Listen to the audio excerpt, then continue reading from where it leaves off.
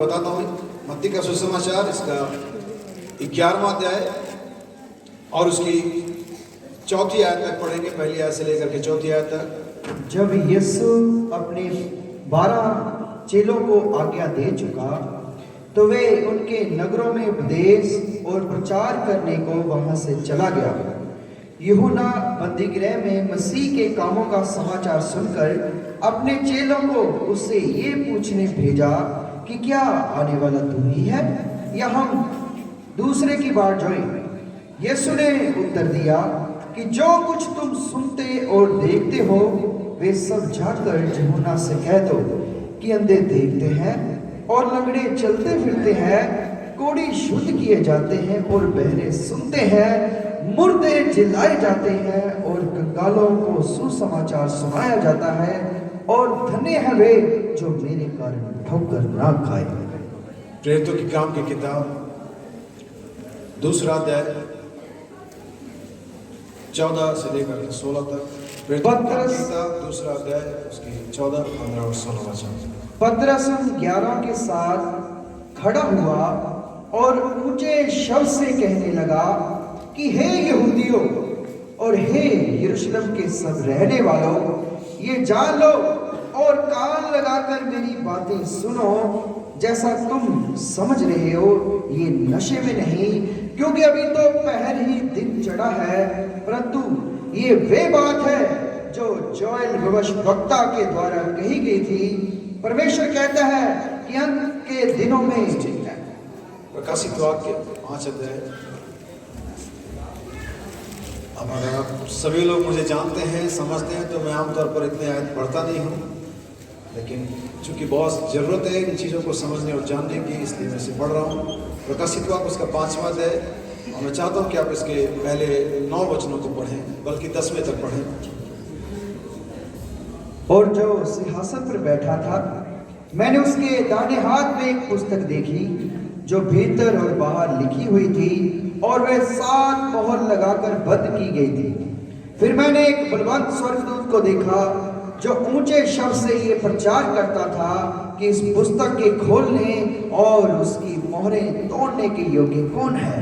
और ना स्वर्ग में, ना पृथ्वी पर, ना पृथ्वी के नीचे कोई उस पुस्तक को खोल ले या उस पर दृष्टि डालने के योग्य निकला।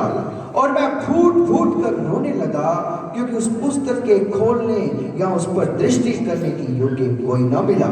तब उन प्राचीनों में से एक ने मुझसे कहा, मत रो, देख यहूदा के गोत्र का वह सिंह जो दाऊद का मूल है उस पुस्तक के खोलने और उसकी 7 मोहरें तोड़ने के लिए जयवंत हुआ है। और मैंने उस सिंहासन और चारों प्राणियों और प्राचीनों के बीच में मानो एक बंद किया हुआ मेमना खड़ा देखा, और उसके 7 सिर और 7 आंखें थी। ये परमेश्वर की 7 आत्माएं हैं जो सारी पृथ्वी पर भेजी गई हैं। उसने आकर उसके दाहिने हाथ से जो सिंहासन पर बैठा था वह पुस्तक ले ली, और जब उसने पुस्तक ले ली तो वे चारों प्राणी और 24 प्राचीन उस मेमने के सामने गिर पड़े, और हर एक के हाथ में बीना और धूप से भरे हुए सोने के कटोरे थे।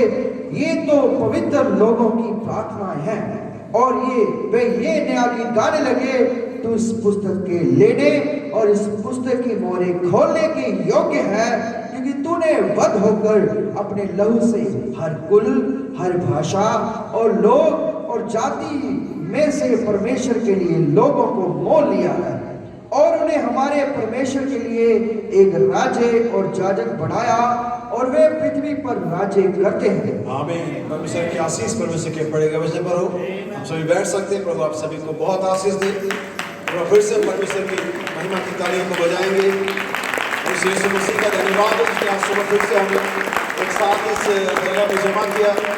और मैं अभी भी अपने काम के बारे में सोच रहा हूँ। बस ये जैसे ही थोड़ा अभी मैं शायद गियर नहीं डाल पाऊंगा, जैसे आवाज़ गूंजनी बंद हो जाएगी मेरे कानों में, फिर मैं शुरू हो पाऊंगा, क्योंकि अभी मुझे सिर्फ वो सब 1 घंटे का सुनाई दे रहा है जो कुछ मेरे कानों में अभी गया हुआ। आमीन। सो मैं विश्वास करता हूँ कि परमेश्वर आज दोपहर में आपसे बातें करेगा। क्या विश्वास करते हैं इसका? कितने लोग विश्वास करते हैं? हालेलुया। याद रखिए, परमेश्वर की कोई भी प्रतिज्ञा प्रतिज्ञा सिर्फ उनके लिए पूरी होती है जो विश्वास करते हैं। परमेश्वर का एक जो नबी ने एक मैसेज दिया, एक मुकदमा बाइबल में, उसमें कोर्ट रूम लगाते हैं और गवाहों को पेश करते हैं, आलोचकों को पेश करते हैं। आलोचक आगे कहता है मेरे लिए प्रार्थना की गई, ये पूरा नहीं हुआ। आलोचक आगे कहता है मेरे लिए उपासना का ये पूरा नहीं हुआ, और ये हुआ वो हुआ, और तभी आलोचक बोलते रहते हैं। लेकिन उसके बाद आलोचकों पर विश्वासियों का भी नंबर आता है और एक विश्वासी खड़ा होता है और कहता है नहीं श्रीमान ये झूठ बोल रहा है। आलोचक कहता है इसे कहा गया था कि तू चंगा हो जाएगा, बाइबल में लिखा हुआ कि विश्वास करने वाले चिन्ह होंगे, जो हाथ रखेंगे और वो, और ये चंगा नहीं हुआ है। विश्वासी कहता हाँ ये बात ठीक है कि लिखा हुआ है कि विश्वास करने वाले चिन्ह होंगे, ये हाथ रखने मार चंगे हो जाएंगे, लेकिन ये नहीं लिखा कि कब चंगे हो जाएंगे। वे तो बस चंगे हो जाएंगे, वे आज हो जाएंगे, कल हो जाएंगे, 10 साल के बाद, लेकिन वे चंगे होंगे, ऐसा वचन बताता है। इसलिए अगर आप विश्वास करते हैं, आज दोपहर में परमेश्वर सबसे बात करेगा। ये पहले 10 मिनट में कर सकता है, ये आखिरी 10 घंटे में कर सकता है, ये कभी भी कर सकता है, लेकिन ये करेगा क्योंकि उसने वादा किया जहाँ 2 या 3 में नाम से आएंगे मैं उनके बीच में होगा। आज सुबह परमेश्वर हमारे बीच में है। हालेलुया। तो सबसे पहले हम परमेश्वर का धन्यवाद देते हैं हम सभी के सफर के लिए, हमारे शहर के लिए, हमारे जमा होने के लिए, हमारे हंसते मुस्कुराते चेहरों के लिए, परमेश्वर के साथ फिर से एक आनंद मनाने के लिए आए हैं। आमीन। आप लोगों ने बहुत सारे क्रिकेट मैच, फुटबॉल मैच देखे होंगे। वहां पर जो लोग जाते हैं ना, वो ये सोच के नहीं आते जब मेरी टीम जीतेगी तब हम आनंद मनाएंगे। जब वो मैच के अंदर में जाते हैं, स्टेडियम प्रवेश करते, उनके पास झंडे होते हैं, उनके पास बुने हुए चेहरे होते हैं, उनके पास बैनर होता है, उनके पास बहुत सारा साजो सामान होता है। वे पहले तैयारी से जाते हैं, वे आनंद मनाएंगे। हालेलुया। टीम जीतेगी हराएगी वो बात का मैटर नहीं है, आनंद मनाने के लिए आए हैं। हम चंगे होंगे और नहीं होंगे, हमारी प्रार्थना सुनी जाएगी और नहीं सुनी जाएगी, लेकिन हम आनंद मनाने आए, हम हालेलुया बोलने आए, हम चिल्लाने, नाचने और गाने और सारी महिमा परमेश्वर को देने आए हैं। आइए वो करें जो हम करने आए हैं। हालेलुया। क्या वो करेंगे जो हम करने के लिए आए हैं। परमेश्वर ये नहीं देखता कि कौन पाने के बाद आराधना करता है, परमेश्वर ये देखता कि कौन बिना पाए ही आराधना करता है। बिना उसको कुछ प्रार्थना का जब मिले ही वो परमेश्वर को धन्यवाद देता है। शैतान को ये चीज डिफेंड नहीं करती कि आप चंगे हो गए, ये शैतान को परेशान नहीं करता है। ये शैतान तब परेशान होता है, अपना सर खुजाता है, ये चंगे भी नहीं हुए फिर भी कैसे चिल्ला रहे हैं,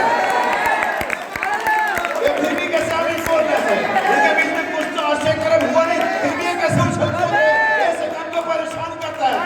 आइए उस शैतान को जिसने हमें हमेशा परेशान किया है, जिसने हमेशा रुलाया है, आइए हम उसे परेशान करें, वो परेशान होगा।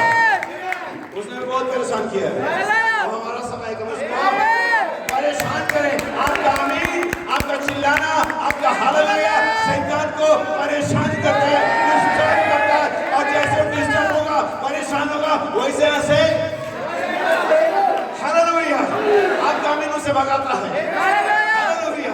आपका साउंड जब चिल्लाते हैं शैतान को और दूर जाता है, और परमेश्वर का सिंहासन और नीचे आता है, परमेश्वर की उपस्थिति और नीचे आती है, और नीचे आता है और आपको भर देना चाहता है अपनी आत्मा से। हालेलुया।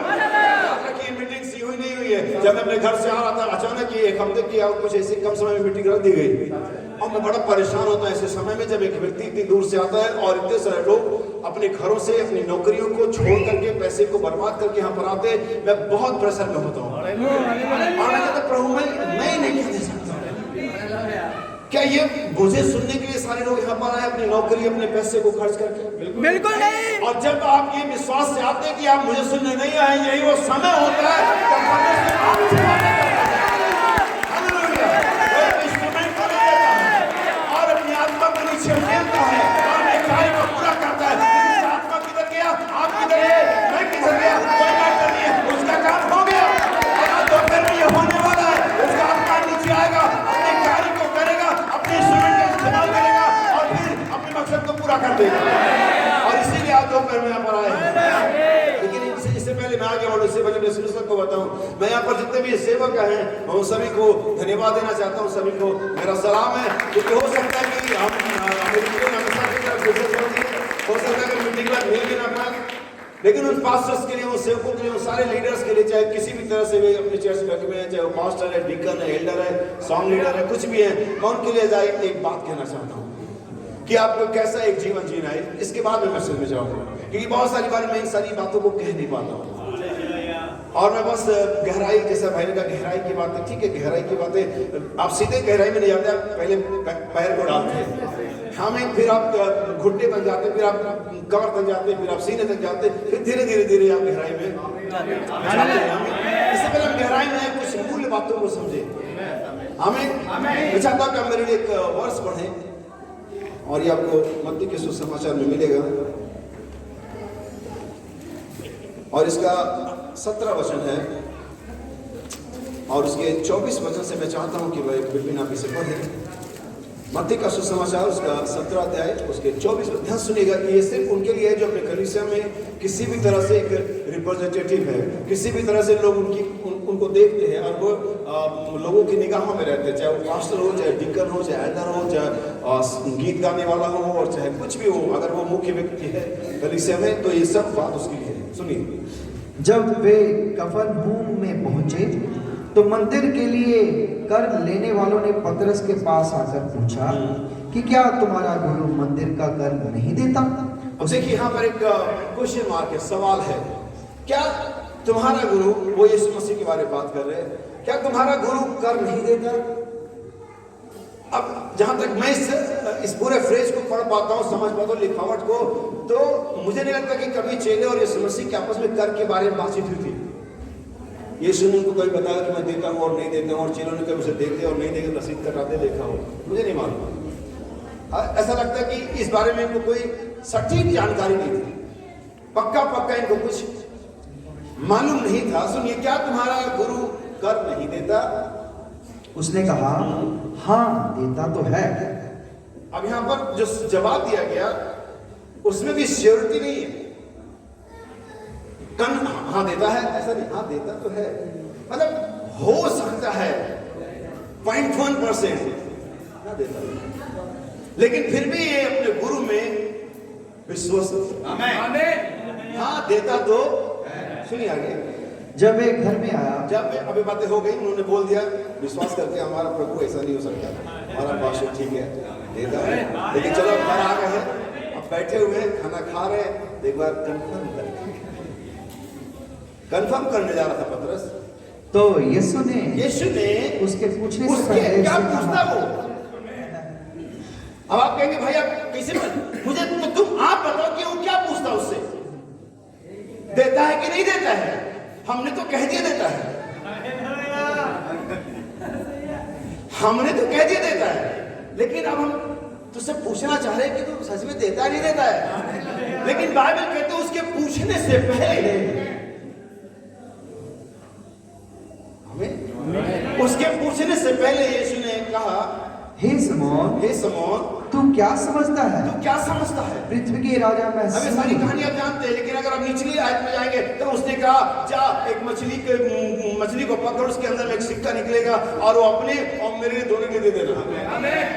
यहाँ जो मॉरल द स्टोरी है कि वो चेले अपने स्वामी के बारे में, उसकी ईमानदारी के बारे में, उसके कर्तव्य के बारे में, उसकी तमाम चीजों के बारे में ये निश्चित है कि हमारा स्वामी गलत नहीं हो सकता। यीशु मसीह ने अपनी कलीसिया में, अपने लोगों में एक स्टेटस, एक एग्जाम्पल सेट किया हुआ था। निश्चित ना होने के बावजूद उन्होंने कहा हाँ देता तो है। और आज जितने भी मिनिस्टर्स हैं, चाहे वो किसी प्रकार के हों, आपकी कलीसिया में, आपके परिवार में आपके बारे में लोग ऐसा ही विश्वास होना चाहिए। इससे नीचे आप फेल हो गए, इससे नीचे वो आपको असर दे। इससे अगर आप कोई कहते तुम्हारा पास्टर, एक दिन मैं देखा वो शराब पीता है, अच्छा पास्टर साहब हमें नहीं बताया, हमें तो मना करते, और खुद वो कंफ्यूज हो गया, वो समझे में चले गया, क्योंकि शायद आपने ऐसा जीवन नहीं जिया।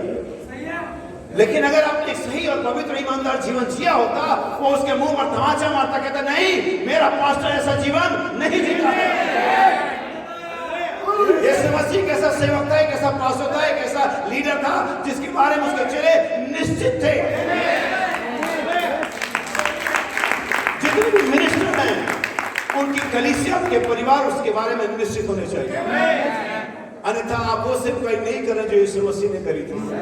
अन्यथा आपके पास यीशु मसीह की सेवकाई नहीं होगी। आपके पास कलीसिया की सेवकाई होगी, आपके पास संस्था की सेवकाई होगी, आपके पास पैसे की सेवकाई होगी, आपके पास स्वार्थ की सेवकाई होगी, आपके पास ज्ञान की सेवकाई होगी, लेकिन आपके पास यीशु मसीह की सेवकाई निश्चित होना चाहिए। मैं एक और स्टोरी बता दूं। चेलों को हमेशा फरीसी और शास्त्री भड़काते रहते थे। तेरे तेरे तेरे स्वामी को देख, कोई कैसे वेश्याओं के साथ जाता है, उसका किसी के साथ संबंध भी है। तेरे तेरे स्वामी को देख, कैसे वो माई से महसूस लेने वालों के साथ जाता है। तेरा स्वामी गड़बड़ है, हम तुझे बताएंगे, हम तुझे दिखाएंगे कैसे दे, मौका मिलने दे हमें। और एक दिन ये स्वामी सामरी नाम स्त्री के साथ कोई बातचीत कर रहे हैं, और चेले पीछे कई झाड़ियों में से टीले के पीछे से देख रहे हैं। फरीसी आकर के चेलों से कहता है, किसी एक से, देखा हम तुझसे कहते थे ना इसका नेचर ऐसे ही है, देख किससे बातें कर रही है, यहूदी है वो, और किससे बातें कर रहा है, सामरी से। अब तुम भविष्यवक्ता कहते हो, थोड़ा रुको देखो। और यीशु का जा अपने पति को बुलाना। स्त्री ने कहा मेरा कोई पति नहीं है। और जैसे उसने कहा मेरा कोई पति नहीं है, फरीसी ने पतरस की पीठ पे हाथ देखा झूठ, उसको कुछ भविष्यवक्ता नहीं था।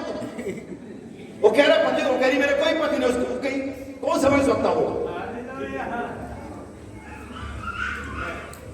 जैसे कि संदेह पतरस या चेलों को पकड़ लेता, वैसे यीशु मसीह उससे पहले बोल पा, तू ठीक कहती है। अब पतरस मुड़ा और जब पूरा फरीसी आया निकल गया। और यही शैतान हमारे साथ करता है। लेकिन अगर आप एक सच्चे सेवक है, पवित्र आत्मा आपको अलाइन करता है, पवित्र आत्मा को लीड और गाइड करता है, याद रखिए शैतान कभी ना आप पर ना आपकी कलीसिया पर हावी हो पाएगा। आप जय पाए लोग हैं।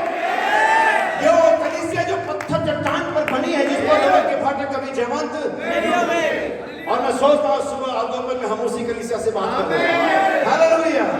विश्वास नहीं का वो कलीसिया है। मैं उस कलीसिया को ढूंढ रहा हूँ, इसकी भविष्यवाणी की गई है। मैं उस कलीसिया को ढूंढ रहा हूँ जिसके लिए यीशु का मैं अपनी कलीसिया उस चट्टान पर बनाऊंगा। कहीं ना कहीं वो कलीसिया होनी चाहिए। यीशु ने वादा किया है वो कलीसिया होगी, मैं उसे बनाऊंगा, मैं उसमें चला फिरा करूंगा, मेरे लोग होंगे, मैं उनका परमेश्वर होगा। वो कलीसिया होनी ही चाहिए। हालेलुया। अगर यीशु के आने की भविष्यवाणी की गई तो यीशु होना ही चाहिए था, कहीं नहीं उसे होना चाहिए था, कभी ना कभी उसे होना चाहिए था। और एक दिन वो यीशु जिसकी वो बाट जो है मिल गया था। हालेलुया। किसी को नाव में मिल गया, किसी को रास्ते में मिल गया, किसी को आंधी तूफान, लेकिन वो मिल गया जिसकी वो, और एक दिन हमें वो कलीसिया मिल जाएगी जिसकी भविष्यवाणी की गई। इसलिए मेरी प्रेरणा है कि वो है जो मलाकी 4 में कहा। हालेलुया। आमीन। ये वो है जो मलाकी, और मैं इसे मेरा अगर शीर्षक में से कहूंगा तो मोहरों का टूटना, ब्रेकिंग द सील्स। मोहरों का टूटना क्या है? मलाकी 4 ने जो कहा है वो घटित होने जा रहा है, बल्कि द्वार पर है। योएल नबी प्रेरितों 2 अध्याय में पतरस कहता है ये वो बात है जो योएल नबी ने कही है।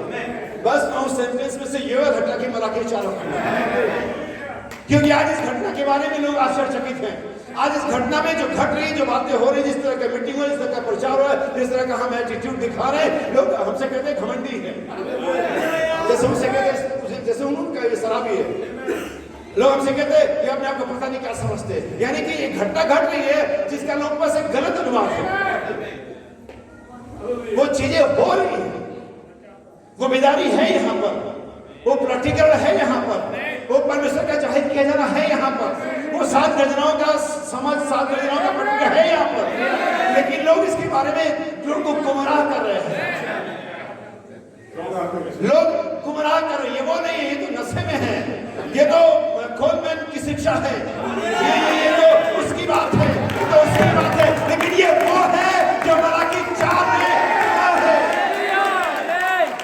ये वो नहीं जैसा तुम समझ रहे हो, इसके बारे में लोगों की अपनी समझ है। ये वो नहीं जैसा तुम समझ रहे हो, लेकिन ये पवित्र शास्त्र के अनुसार है। वो है जो पन्ना 304 पर लिखा हुआ है। ये वो है जो श्रीमानो यहोवा समय में लिखा हुआ है। ये वो है जो परमेश्वर को बेपर्दा करने वाले मैसेज में लिखा हुआ है। ये वो है जो मलाकी 4 में गाय कलीसिया होगी, एक झुंड होगा जो वचन को ले सकता है। बाकी लोग मनुष्य के कथन ले सकते हैं, बाकी लोग चर्च के सिद्धांत ले सकते हैं, बाकी लोग सी और डी ले सकते हैं, लेकिन एक झुंड होगा जो वचन दे सकता है। हालेलुया। क्या वो झुंड यहाँ से बंद है? मुझे आश्चर्य होता, बार बार मैं बहनों तक, बहनें वो झुंड में नहीं आती क्या? नहीं आती, एंजॉय करिए, जाइए, आइए मैं उस से बात में जो झुंड में आते हैं। हालेलुया। आपका निर्णय आपके हाथ में है, उन भाइयों के निर्णय भाइयों के हाथ में है। हम तो बस सामने मामले को प्रस्तुत करते हैं।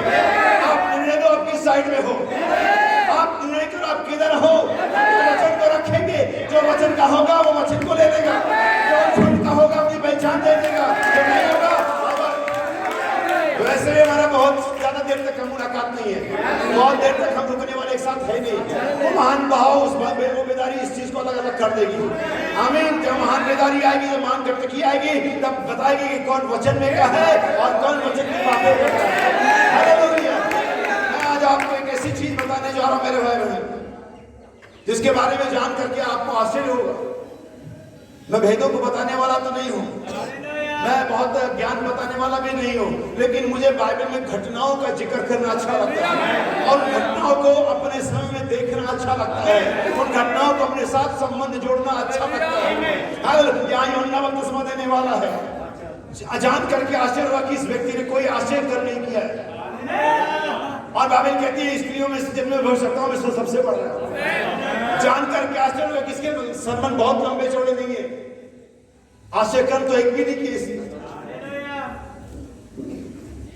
इस भविष्यवक्ता के बारे में पढ़ोगे तो बहुत लंबी किताब है इसकी, नहीं बहुत, इसके बारे में बहुत लंबे आयतें नहीं है, थोड़ी बहुत दो चार बातें हैं। आमीन।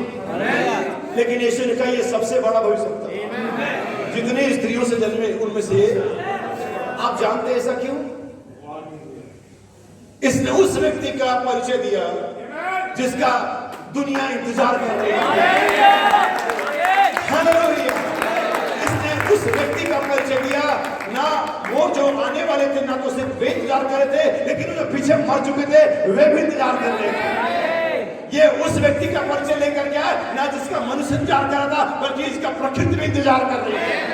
आइए थोड़ा और आगे बढ़े। इसने उस व्यक्ति का परिचय कराया जिसका मनुष्य, जानवर, पृथ्वी नहीं, स्वयं परमेश्वर भी इंतजार कर रहा था। जब समय पूरा हुआ उसने अपने पुत्र को भेजा, वो समय के आने के लिए वेट करा, परमेश्वर तड़फड़ा रहा था, परमेश्वर छटपटा, मेरे लोग पाप में मर रहे, मेरे लोग व्यभिचार में मर रहे, मेरे लोग मृत्यु मर रहे, कब मेरा पुत्र जाएगा? लेकिन वो समय से पहले उसे भेज नहीं सकते। लेकिन जब समय आया उन्होंने अपने पुत्र को भेजा और इससे उन्होंने उस व्यक्ति का परिचय कराया। इसलिए सबसे बड़ा था, दुनिया की जो आशा थी उसका परिचय कराया, जो जीवन का राजकुमार था उसका परिचय कराया, वो जिसके द्वारा जो पीछे थे, जो भविष्य में आएंगे, जो वर्तमान में सब बच सकते थे, उसका परिचय कराया। इसलिए हमारे पास एक नबी जो उस संदेश का परिचय कराएगा जिसे सबको जरूरत है। जो आज से 10 साल पहले, आज से 15 साल पहले, आज से 5 साल पहले गर्जनाओं की आलोचना करते थे, उनको भी इसका इंतजार है। कह सकते मैं गर्जना ही नहीं चाहिए, हमें गर्दगी नहीं चाहिए, हमें खुद इसका इंतजार कर रहे हैं। हालेलुया। और उसे परिचय कराया। तो कहते भाई बहन ने क्या करा? भाई बहन ने ये, भाई बहन ने तो मोरे प्रचार करे, लेकिन उसे मार लगा दिया। मालूम है यही गर्जना है? अच्छा हाँ ठीक है, उसी ने बताया, उसी ने क्वेश्चन मार्क लगाया, उसी ने बताया, क्वेश्चन मार्क लगा दिया। मुझे बताइए इसी का परिचय किसने कराया? क्या तो जो आने वाला है वही है, या हम किसी और गर्जनाओं का इंतजार करें? परिचय किसने कराया? यूहन्ना ने। सवाल कौन कर रहा है? भाई बहन ने ही गर्जनाओं को बताया, भाई बहन ने क्वेश्चन मार्क लगा दिया, लेकिन इस मसीह ने बड़ी समझदारी से जवाब दे दिया, बिना यूहन्ना को गलत बताए, बिना नया अनुवाद लाए। उन्होंने कहा जाओ उसको बोलो, अंधे देखते हैं, बहरे देखते हैं, बोलते हैं, सवाल करने वालों को सिखाया जा रहा है। भाई बहनों ने गर्जनाओं को बताया, भाई बहनों ने सवाल लगा दिया, जाओ हम चला के जवाब दे, क्या वो हो रहा है जो गर्जनाओं के बाद होना चाहिए? परमेश्वर के पुत्र प्रकट हो रहे, आपको कहना जा रहा है, विमान चढ़ने किया जा रहा है, क्या वो हो रहा है जो गर्जनाओं के बाद होना चाहिए?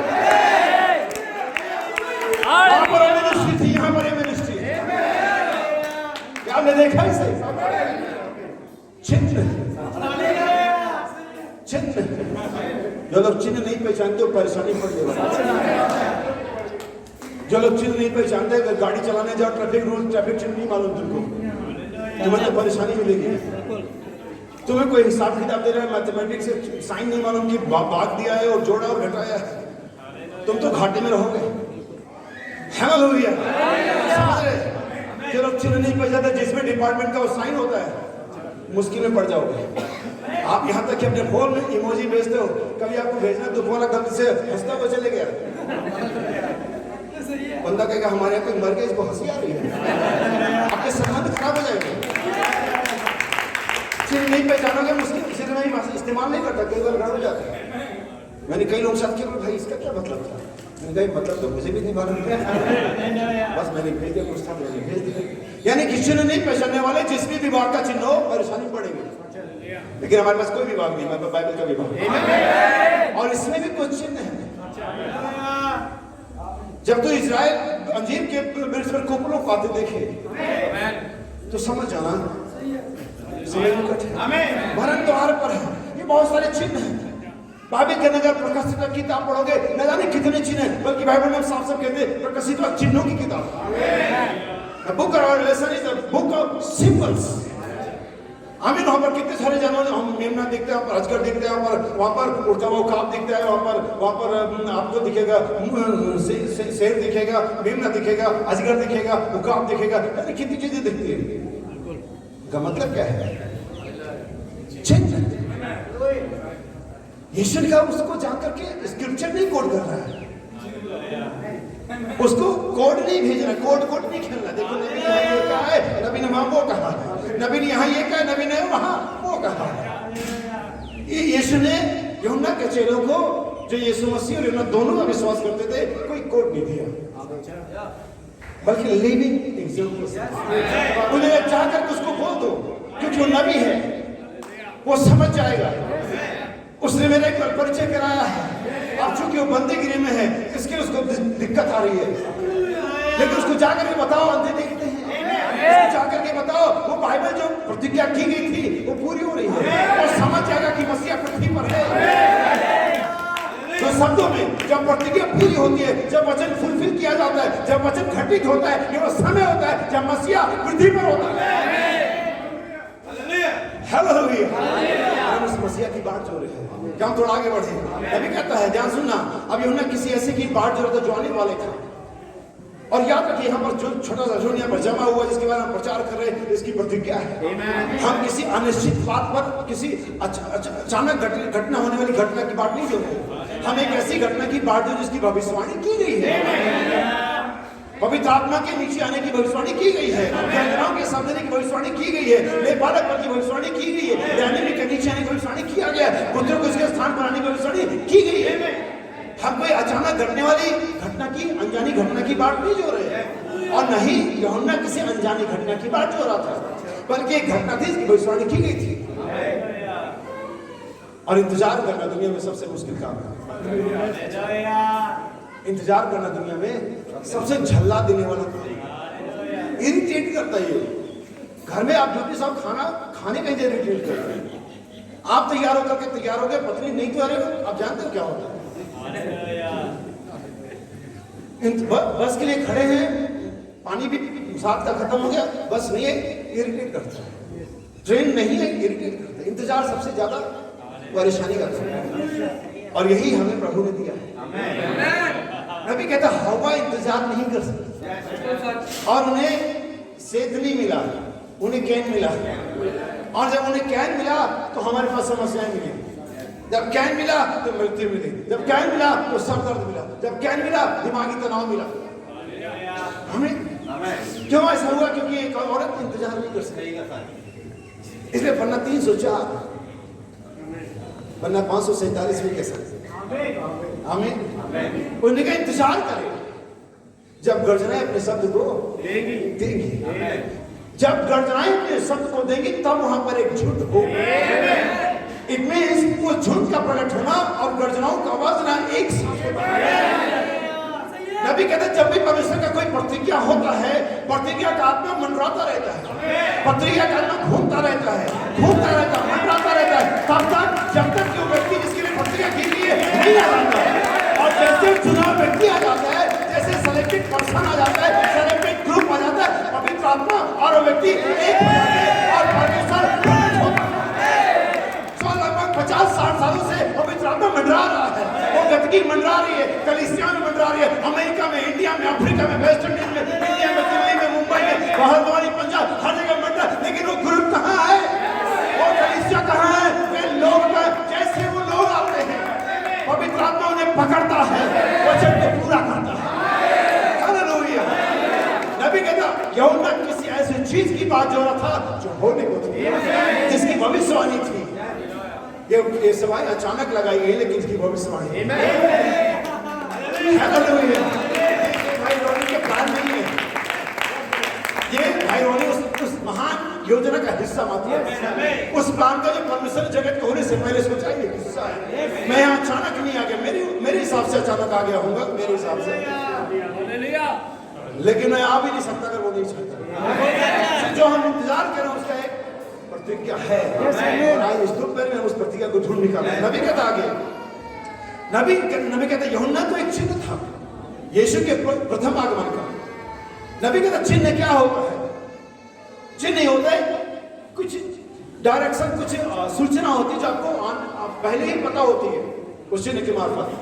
जैसे अगर आप लुधियाना से अमृतसर गया है, वो माइलस्टोन ऑफ पत्थर और अमृतसर 80 किलोमीटर आगे, वो माइलस्टोन में एक आवाज निकल रही थी, जिसे बाइबल में कहते चिन्ह की आवाज, और वह चीख रही थी कि कहीं अमृतसर आगे जरूर है। अभी आपने दुनिया में देखा, अभी 2-2.5 साल पहले, 2 साल पहले कोरोना वायरस, वो कह रहा था एंडीज नहीं है, अंत निकट है। उसके बाद आया रूस और यूक्रेन का युद्ध, वहां भी एक चिन्ह था, और वो चिन्ह कह रहा था अंत नजदीक है। उसके बाद टर्की का भूकंप आ गया, जिसके तुर्की भूकंपों का ही शहर है, पहली बार ही भूकंप से भी खत्म हुआ था, और अंत में फिर भूकंप से ही खत्म होगा। और पिछले 2.5 महीने में लगभग 37 टाइम भूकंप आ चुके, 37 बार भूकंप आ चुका। और ये चिन्ह है जो कहता है अंत अब और निकट है। ये सारे प्रसव चिन्ह है, ये सारे साइन है, चिन्ह जो बता रहे कुछ होने को है। और इसी प्रकार से इस कलीसिया में आत्मिक चिन्ह हो रहे हैं। किस तरह के चिन्ह? कुछ पॉजिटिव भी और कुछ नेगेटिव भी। हमें, लेकिन मैं उस पॉजिटिव चिन्हों की तरफ ज्यादा जाने के बजाय मैं आज आपको नेगेटिव चिन्ह दिखाना चाहती हूँ, जो इससे पहले की पवित्र आत्मा ने इससे पहले पहली कलीसिया में हुए थे। क्या आप जानते हैं इसे? उस पहली कलीसिया में जो मृत्यु की कलीसिया कहलाई थी, पवित्र आत्मा ने से पहले कुछ चिन्ह हुए थे, और वो चिन्ह एक गलत व्यक्ति का मनुष्य की विचारधारा से, मनुष्य की सोच से जुड़ा जाना था, जो कि परमेश्वर के मुख्य योजना में नहीं था। लेकिन तो भी लीगली, फंडामेंटली चुना हुआ था। क्या आप जानते हैं चीजों को? जिसका नाम था मत्ती 12वां प्रेरित से चुना गया। इसलिए अगर आप काम 2 अध्याय जहां से हमने पढ़ा, पतरस उन्हीं 11 के साथ खड़ा हुआ, पतरस खुद 12वां था। सही है, पतरस खुद 12वां था, तो वही 11। लेकिन अगर आप मरकुस 11 पढ़े, मरकुस 16 पढ़ेंगे, पीछे उन्हीं 11 को भी बाइबल को पढ़ा करो सही से। क्या हमने इस वर्ष को पढ़ा? कभी याद है आपको? किसी को याद है? धातु में, ताकि बाकी लोग जिनको नहीं मालूम वो समझ ले कि मैं सही बोल रहा हूँ, क्योंकि अगर मैं बाइबल नहीं पढ़ता रहूंगा तो प्रचार नहीं कर पाऊंगा। पीछे उन्हीं 11 को भी दिखाई दिया, लेकिन यहाँ लिखा हुआ पतरस उन्हीं 11 के, यानी एक व्यक्ति यहाँ पर इंक्लूड हो चुका है, जिसके नाम पर चिट्ठी है, जो प्रेरितों ने चुना था। और ये एक नेगेटिव साइन था, एक घटना थी जो उस पहली कलीसिया में घटी थी, और यही घटना आज इस समय मनुष्य के द्वारा बनाए गए से, चूंकि वो बहुत बढ़िया बोलता है, चूंकि उसको कई भाषाओं का ज्ञान है, चूंकि उसे बहुत ज्यादा नॉलेज है, चूंकि वो बहुत लोगों में मशहूर है। परमेश्वर के सेवक होने का एकमात्र जो क्राइटेरिया बाइबल देती है। आप क्या कहते हैं, लोग क्या कहते हैं, मुझे नहीं मालूम, और न ही मैं सोचता कि दोपहर में वो बताने आया हूं, और न ही आपको सुनना चाहिए कि एक सेवक क्या होना चाहिए, लोग क्या कहते हैं। लेकिन सेवक कैसा होना चाहिए, बाइबल कहती है। सबसे पहले उसे परमेश्वर से मुलाकात किया होना चाहिए। सबसे पहले उसे परमेश्वर के जीवन को रिफ्लेक्ट करने वाला होना चाहिए।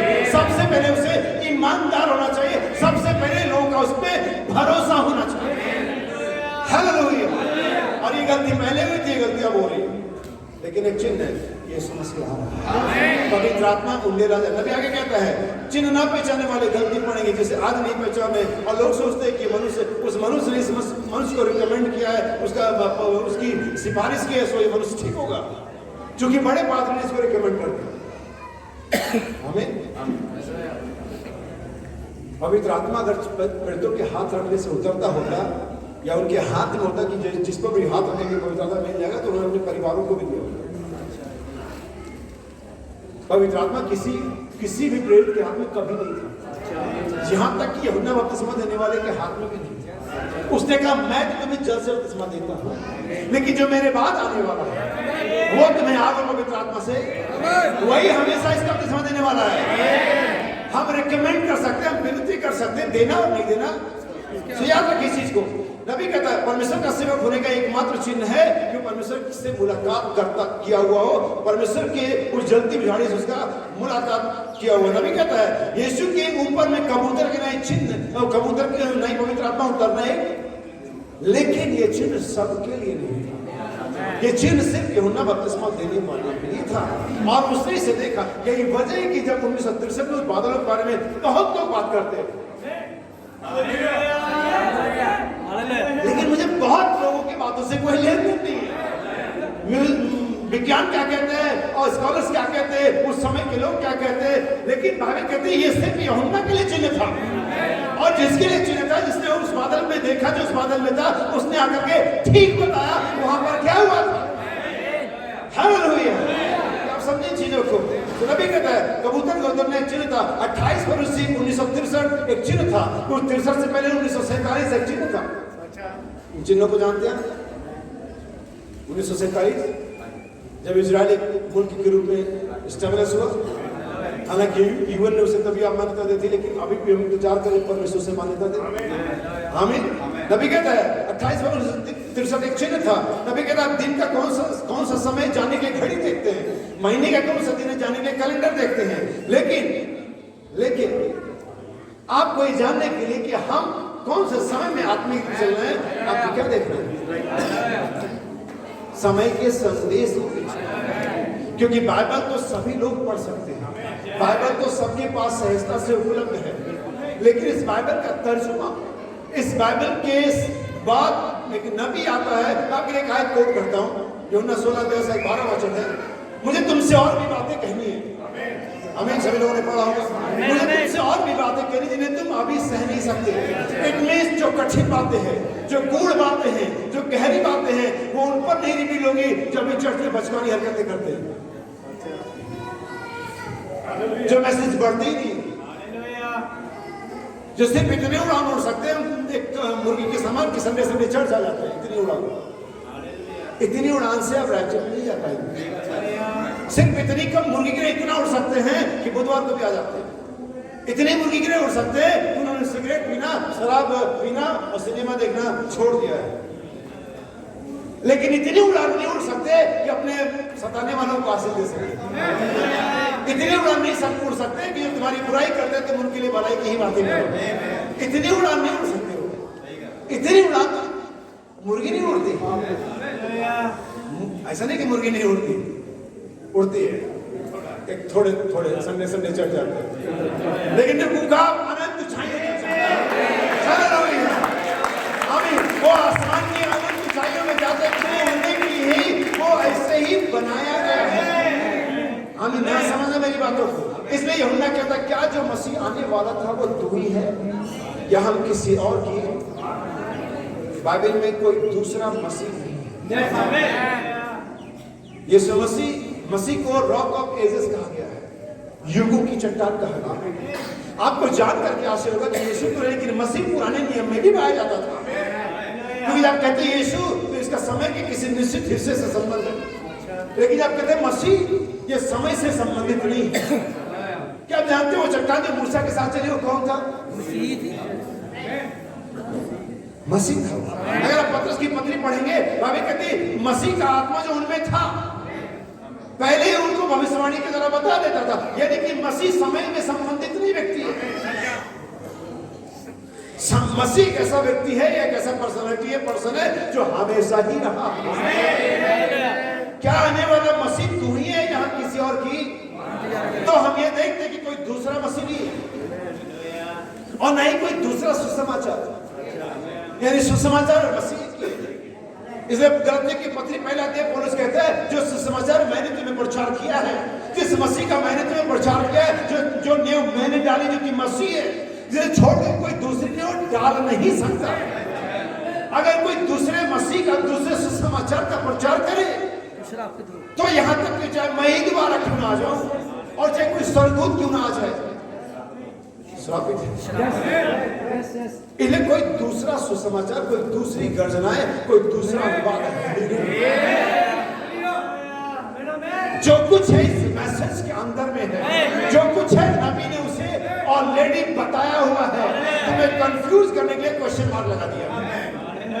क्या मसीहा जो आने वाला है वो तू ही है या किसी और की बात जो है? हम किसी और की बात नहीं जोड़ रहे, हम बात नहीं जोड़ रहे, हमें वो मिल गया। आमीन। सामने ने अपनी रस्सी और बाल्टी वहां छोड़ दी और दौड़ गई गांव में। देखो जिसकी हम बात जोड़ रहे जो भविष्यवाणी वो मुझे मिल गया है। देखो वो गर्जनाओं को प्रचार को गर्जनाएं होंगी, वो अज्ञात स्वर आएंगे, वो बातें होंगी, लेकिन जाओ ने बताओ तुम्हारा बदला हुआ जीवन, मसीह में पवित्र आत्मा पाया हुआ जीवन, वो नया जीवन उनको बताओ मुझे ये मिल गया है। कैसे जानते हैं? उन्हें सब कुछ बताते हैं। कैसे जानते हैं? उसने मेरा जीवन बाहर से नहीं अंदर से ही बदल दिया। आमीन। नबी कहते सारे चिन्ह थे और वो चिन्ह पूरे हुए। नबी कहता है इस युग में इसमें हम रह रहे हैं। मैं आपको इस कोट को पढ़ता हूँ। निवेश, इन्वेस्टमेंट मैसेज है जिसे भाई बर्नम ने प्रचार किया था 16 नवंबर 1963 न्यूयॉर्क शहर में। कहाँ प्रचार किया? और ये लोगों के लिए बड़ी गला घोटने वाली बात है। हम कहते हैं न्यूयॉर्क, तो कुछ लोगों का गला बैठ जाता है। आप क्या? लेकिन भाई बर्नम इंडिया रिपोर्ट मैसेज में कहते हैं watch New York, something about New York. New York को देखो, उसके बारे में कुछ खास है। क्या खास है न्यूयॉर्क के बारे में? ये संदेश का नाम है इन्वेस्टमेंट, निवेश, जो भाई बर्नम ने 16 नवंबर 1963 को प्रचार किया था। आप लोगों को मालूम है आतंकवादियों ने किस बिल्डिंग को गिराया था न्यूयॉर्क में? World trade centre. व्यापार, मैसेज का नाम है निवेश, इन्वेस्टमेंट। और वर्ल्ड ट्रेड सेंटर, इससे पहले कि ट्रेड सेंटर के नाम जाता था फ्रीडम टावर के नाम से जाना जाता था। शुरुआत में वो वन ट्रेड सेंटर के नाम से जाना जाता था। उसकी स्थापना हुई थी 4 अप्रैल 1973 को। और इससे पहले कि वर्ल्ड ट्रेड सेंटर न्यूयॉर्क बनता, विश्व का व्यापार केंद्र बनता, उसी शहर में व्यापार में 10 साल पहले व्यापार के बारे में प्रचार किया, बिजनेसमैन के बारे में प्रचार किया, व्यापार के बारे में। ये क्यों कोई इत्तेफाक है? भाई बहन, इससे पहले कि स्पेस शटल में जाने की योजना बनती उससे 10 साल पहले प्रचार किया। काउंटडाउन वो योजना बना रहे थे भाई बहन 10 साल पहले ही। 4 अप्रैल 1973 को वर्ल्ड ट्रेड सेंटर बना और भाई बहन ने 10 साल पहले ही 16 नवंबर 1963 को निवेश मैसेज प्रचार किया न्यूयॉर्क सिटी में, जहां दुनिया का व्यापार केंद्र है। आमीन। शैतान में व्यापार करोगे, शैतान में ट्रेड करोगे, दुनिया में ट्रेड करोगे, वो भी गिरा देगा, ये भी गिरा देगा। लेकिन अगर आप यीशु मसीह रूपी चट्टान में निवेश करना चाहते हो, यीशु मसीह रूपी चट्टान में निवेश करना चाहते हो, अनंत जीवन के व्यापार में निवेश करना चाहते हो, तो ये हमेशा ही था, ये हमेशा ही रहेगा। जिसने भी कभी यीशु मसीह में निवेश किया वो कभी नुकसान नहीं रहा। एक बार मूसा के पास ये ऑप्शन था कि फिरौन में निवेश करता, इजिप्ट में निवेश करता और मसीह में निवेश करता। इब्रानियों 11:25 बताती है उसने मसीह में निवेश किया। तो आज जमीन के नीचे है, खुदाई से मिलता है, उसी सभ्यता मिलता है, लेकिन मूसा आज भी यीशु मसीह के साथ खड़ा है और फिर से आने वाला है। आमीन। इस संदेश निवेश में बाइबल कहते हैं पैराग्राफ नंबर 81 पेज नंबर 22, अभी कहता अब इस दिन में परमेश्वर ने पवित्र आत्मा को वापस भेजा है, जो कि यीशु मसीह कल आज और सदा एक सा है, जो अभी भी एक सा मसीह होगा, और जो मसीह का जीवन उसकी कलीसिया में है, वही उसके वचन की पहचान करा रहा है। कौन पहचान करा रहा है? जीवन। पेड़ अपने फलों से पहचाना जाता है। हमें पेड़ अपने, आप कोई ऐसे उद्यान बॉटनी गार्डन वगैरह कई जगह होते हैं, पौधशाला वगैरह घूमने जाओ तो बेचारे उस पर तख्ती लगा देते हैं, चमेली का पेड़ नहीं, तुलसी का पेड़, क्योंकि फल है तो लिखना पड़ता है। हम टांग करके चलते हैं, पास्टर डिकोस्टा, पास्टर चार्ल्स, और बिल्कुल जड़ से क्रिश्चियन होता भाई, और हमें बताना पड़ता है, लेकिन फलों से। मसीह का जीवन उसकी क्या करा होता है? आपका पास्टर कितना ज्ञानवान है, सबकी पहचान नहीं होती। आप किस कलीसिया से संबंधित हो, ये भी आपकी पहचान नहीं है। परमेश्वर ने हर एक व्यक्ति के साथ, ये नबी कहता परमेश्वर इजराइल के साथ एक राष्ट्र के तौर पर व्यवहार करता है, लेकिन अन्य जातियों के साथ व्यक्तिगत तौर पर व्यवहार करता है। वो आपको अकेले जानता है, अकेले जानता है आपको इस पूरे संसार में। 7 अरब लोगों में आपको इंडिविजुअली जानता है। कितनी महान बात है। हम जब कीड़े सरीखे दिखाई देते हैं, हम जो इस महान आकाश गंगा में अगर घूमने जाए तो हमारा औचित्य कहीं भी नहीं होगा। उस महान आकाश गंगा के बहुत सारे ग्रहों में हम एक ग्रह पृथ्वी पर पाए जाते हैं। उस बड़े ग्रह के बहुत सारे क्षेत्रफल को अगर हम देखो, लाखों किलोमीटर बर्फल का है, उसमें से हमारा देश, हमारा राज्य, हमारा शहर, हमारा गांव, हमारा घर आता है। और इन सब इतने बड़े आयाम में परमेश्वर हमें अकेले जाने, सिर्फ वही एक ऐसा कर सकता है। अगर आप इस देश के प्रधानमंत्री आपको अकेले जाने, उसको मैनेजमेंट बिठाना पड़ेगा, उसको रजिस्टर रखना पड़ेगा, याद करें, क्योंकि बहुतों को जानता है, फिर आपको अकेले जाना उसके लिए बहुत मुश्किल होगा। जैसे उस पादरी के लिए, इसकी कलीसिया में हजारों लोग हैं, हमारी कलीसिया में तो हजारों लोग हैं। उस पादरी को पूछो किसको व्यक्तिगत जानता है? एक पादरी हजारों लोग कलीसिया में व्यक्तिगत नहीं जानता। अंकुर से पूछो कलीसिया कितने लोग उसको व्यक्तिगत जानते हैं? किसी को। तो कहीं का पादरी हो गया, इतनी ही कलीसिया तो व्यक्तिगत जान सकते। इतनी भी कलीसिया ना हो कि व्यक्तिगत को अपनी कलीसिया के बंदों को ही न जान सके। अगर आप ऐसे कलीसिया में हैं और आपका पास्टर ऐसा है कि आपको व्यक्तिगत कलीसिया में होने के बाद भी नहीं जानता, वो परमेश्वर को से बिल्कुल भी नहीं, क्योंकि हमारा परमेश्वर इस बड़े यूनिवर्स में, इस बड़े ब्रह्मांड में, इस बड़े पृथ्वी पर, इस बड़े देश में, इस बड़े शहर में, इस बड़े मोहल्ले में हमें अकेला जानता है, हमारे नाम से जानता है, हमारे चेहरे को पहचानता है। ये हमें कुर्सियों से उछलने के लिए मजबूर करता है। ब्रह्मांड का परमेश्वर, यूनिवर्स का परमेश्वर, सेनाओं का हवा, हमारा महान परमेश्वर हमें अकेले व्यक्तिगत तौर से परमेश्वर की आराधना करें, हमें से खुदावंद की सेवा करते हैं। नबी कहते उसका जीवन उसका क्या करा रहा है? पहचान। अभी मैं अभी आधा पर भी नहीं हूँ, याद रखना, मेरी ट्रेन छूटे तो छूट जाए।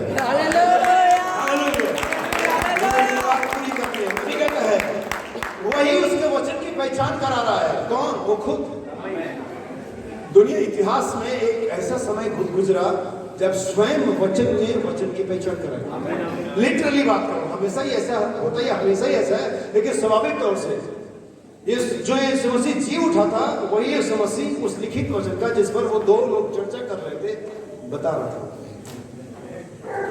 वो यीशु मसीह जो जी उठा था, वही यीशु मसीह अपने उस वचन का, जो पहले भविष्यवक्ताओं ने बोला था नबियों के द्वारा, मूसा वगैरह के द्वारा, वही यीशु मसीह जी उठा। यीशु मसीह अपने वचन की पहचान करा था उन दोनों के साथ जो मौत के रास्ते पर थे। किसके बारे में बड़ी चर्चा कर रहे थे? वो यीशु मसीह के बारे में। और ये कैसे हो सकता है कि आप उसके बारे में चर्चा करो ना?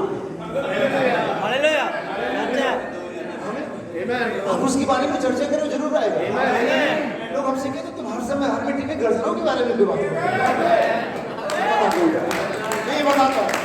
ये बताना जरूरी है कि हम इसके बारे में, मोहरों के बारे में, के बारे में, चोटी के पत्थर के बारे में, प्रेम के बारे में हम क्यों बातें करते हैं? एक्चुअली हम उसकी प्रतीक्षा कर रहे हैं। दरअसल हमें उससे आशा है, हमें उसकी आशा है। अगर बाइबल को ध्यान से पढ़ेंगे, इन दोनों ने कहा हमें तो आशा थी, हमें तो निश्चय था यह व्यक्ति इजराइल को छुटकारा देगा, तो उनको उस व्यक्ति से आशा थी, और जिससे आशा रहती उसी के बारे में बात करते हैं। सिंपल सी बात है। यही वजह कि कलीसिया गर्जनाओं के बारे में बात नहीं करती है।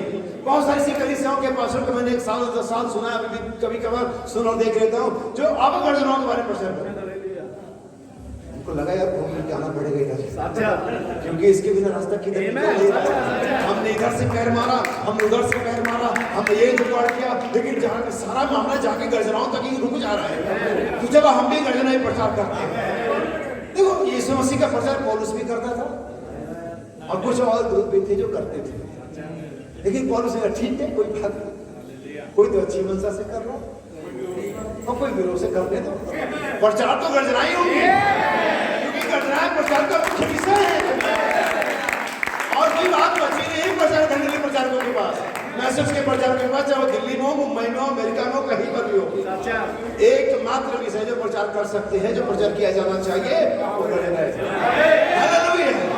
याद रखो, उनको आशा थी, बाइबल में यीशु मसीह का तुम्हारा पिता मेरा दिन देखने की आशा में, तो किसके बारे में बात करता रहा होगा? आमीन। वो ये मसीह के बारे में बात करता रहा होगा, वो परमेश्वर के पुत्र के बारे में बात करता रहा होगा, ये यीशु मसीह के बारे में बात कर रहे थे। आमीन। तो जिसको जिसके बारे में आशा रहती है, इसकी अपेक्षा रहती है, उसके बारे में बात करता है। और यही वजह कि हम गर्जनाओं के बारे में बात करते हैं, क्योंकि हमें उसके बारे में आशा है, हमें उसकी प्रतीक्षा है, हम उसका इंतजार कर रहे हैं। लेकिन याद रखना, इंतजार करना ऐसे ही नहीं होता है। जब इंतजार करते उसके बारे में बातें भी करें, जब आशा करते उसके बारे में बातें भी करें।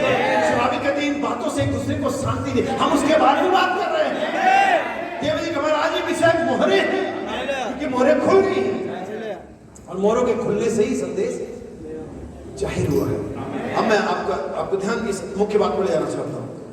वह यीशु मसीह के रूप में था, ताकि वचन होने के नाते अपने वचन को जीवता बना। और आज अब देखिए वो सारे बातों से निकल करके प्रेजेंट में आ जाता है भाई बहनों। और आज पवित्र आत्मा देह में है। आमीन। भाई बहनों में पवित्र आत्मा देह में है। और देह कौन है? हालेलुया। अब ये मत करें यीशु मसीह देह है, फिर मैं आपको बाइबल दिखाऊं यीशु मसीह सर है। बिल्कुल। पार्सली थोड़े हिस्से में यीशु मसीह देह में है, लेकिन मुख्य रूप से वो सिर है। नबी कहता पवित्र आत्मा देह में। कौन सी देह में? ध्यान रखना, अभी मुख्य हिस्से पर जाएंगे, क्योंकि मेरा विषय मोहरों का टूटना। मेरी प्रेरणा है, यह वह है जो नबी ने कहा है, माना कि छात्र का है, मेरा विषय मोहरों का। इसलिए मैं आपको इस बुनियाद पर ला दूं कि क्या ये वो है जो नबी ने कहा है, और फिर आप जानेंगे मोहरों के टूटने से हुआ क्या। मैं आपको बाइबल में घटना चक्र दिखाऊंगा, बाइबल में तस्वीरें दिखाता हूँ, क्योंकि मुझे तस्वीरें दिखने अच्छी लगती हैं। जब मैं किसी शादी फंक्शन में किसी के पार्टी में आता हूँ और वो वहां से लौट आता हूँ, फिर दोबारा जाता हूँ, तो मैं उसे कहता भाई एल्बम बनी क्या? बनी। तो आजकल तो ई एल्बम है, तो पुराने जमाने में बनने वाली होती थी। तो फिर मैं एल्बम देखना शुरू करता हूँ। दुल्हन ने शेरवानी पहनी, दुल्हन ने कौन सी साड़ी, मुझे मतलब नहीं है। वहाँ पर दूसरा आया, पादरी ने कौन सा, मुझे मतलब नहीं है, लेकिन मैं पलटता रहता हूँ। ये रहा मैं, और जैसे मैं दिखता हूँ मैं रुक जाता हूँ और मैं खुश होता हूँ। और शायद 10 साल पहले मेरे बाल आगे लहरा रहे थे, अभी पीछे कम हो गए हैं, और वो भले कम गए, फिर भी मैं खुश होता हूँ, क्योंकि मैं वहां पे हूँ। जब मैं बाइबल को पढ़ता हूँ और मैं इसे तब तक पढ़ता हूँ, मैं इसे तब तक पढ़ता हूँ जब तक मैं इसमें दिखने नहीं लगता हूँ। इसे तब तक पढ़ना जब तक आप इसमें दिखने नहीं लगते।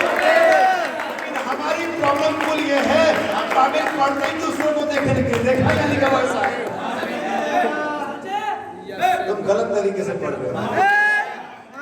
जब तो बाइबल पढ़ने का तरीका बताता हूं। कभी शीशे के सामने खड़ा होना, बहने आप जो ज्यादा देर तक, मुझे माफ करना, लेकिन जो भी ज्यादा देर तक खड़ा होता है और उस शीशे के सामने खड़े होना, आप बताना कौन दिख रहा है? खुद ही दिख रहा है। और उसे दिखता है उसमें? खुद ही। मोहल्ले वाले, गांव वाले, खुद ही। पति, बहन, भाई, बच्चे, खुद। आप बाइबल के सामने खड़े होकर के अगर किसी और को देख रहे हो, आप गलत जगह पे खड़े हो, या आपकी आंखों में कोई समस्या है, मैं आपको सलाह दूंगा किसी अच्छे डॉक्टर को दिखाओ। हालेलुया। क्योंकि आईने के सामने खड़े होकर सिर्फ मैं ही दिखता हूं। हाँ, कुछ गलत आईने भी है। कभी आप ऐसे आईने को देखते हो, नुमाइश एग्जीबिशन में ऐसे आईने लगाते हैं, जब आदमी जाता है अब बिल्कुल नॉर्मल आदमी एकदम लंबा दिखता है। ऐसे शीशे देखे आपने? आदमी आ जाता है 6 फीट वाला, दिखता है 3 फीट का। 3 फीट का आदमी आता है एकदम सीख के सब पतला और दिखता बहुत ही, और मोटा आ जाता है तो बड़ा पतला दिख रहा है। ये गलत आईने हैं, और ऐसे आईने आपको कलीसिया में मिल जाएंगे। आपका पादरी कहता जब तक आप दशमांश दे रहे हो ठीक हो, वो गलत आईना है, झूठा आईना है, फेक आईना है, धोखा दे रहा आपको। लोग आपको पसंद करें, नहीं ठीक है कोई बात नहीं, आप कर सकते हैं, वो फेक आईना, छोड़ो उसे, तोड़ो उसे। ये तो एग्जैक्ट दिखाता है, ये तो एकदम हूबहू वही दिखाता है जो आप हैं। और मुश्किल यह है कि आईने में से कोई कमजोरी निकलती कि बात ठीक है। मुश्किल है कि आईने में से कोई हाथ नहीं निकलता कि बटन जो खुला वो लगा दे। मुश्किल है कि आईने में से कोई हाथ नहीं निकलता कि पाउडर लगाए। दिखाता वो है, करना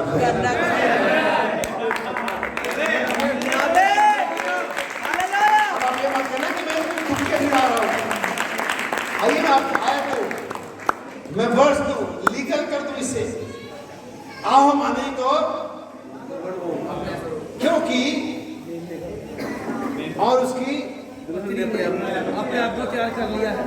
तैयार कर दिया क्या है?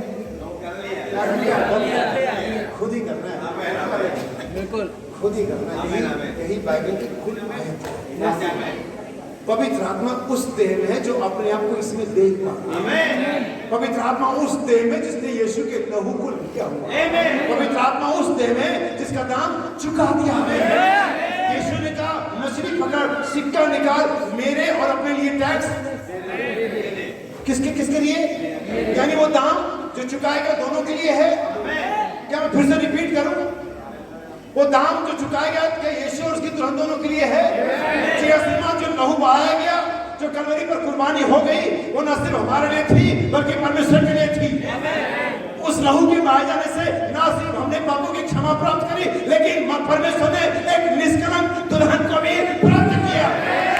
वो सिक्का दोनों के लिए है, लहू दोनों के लिए है, परमेश्वर के लिए भी है और हमारे लिए भी है। उस एक ही बलिदान से, एक ही लहू से परमेश्वर ने दोनों निशाना साधे। परमेश्वर को छुड़ाए हुए लोग मिल गए, मसीह के लोग को छुटकारा मिल गया।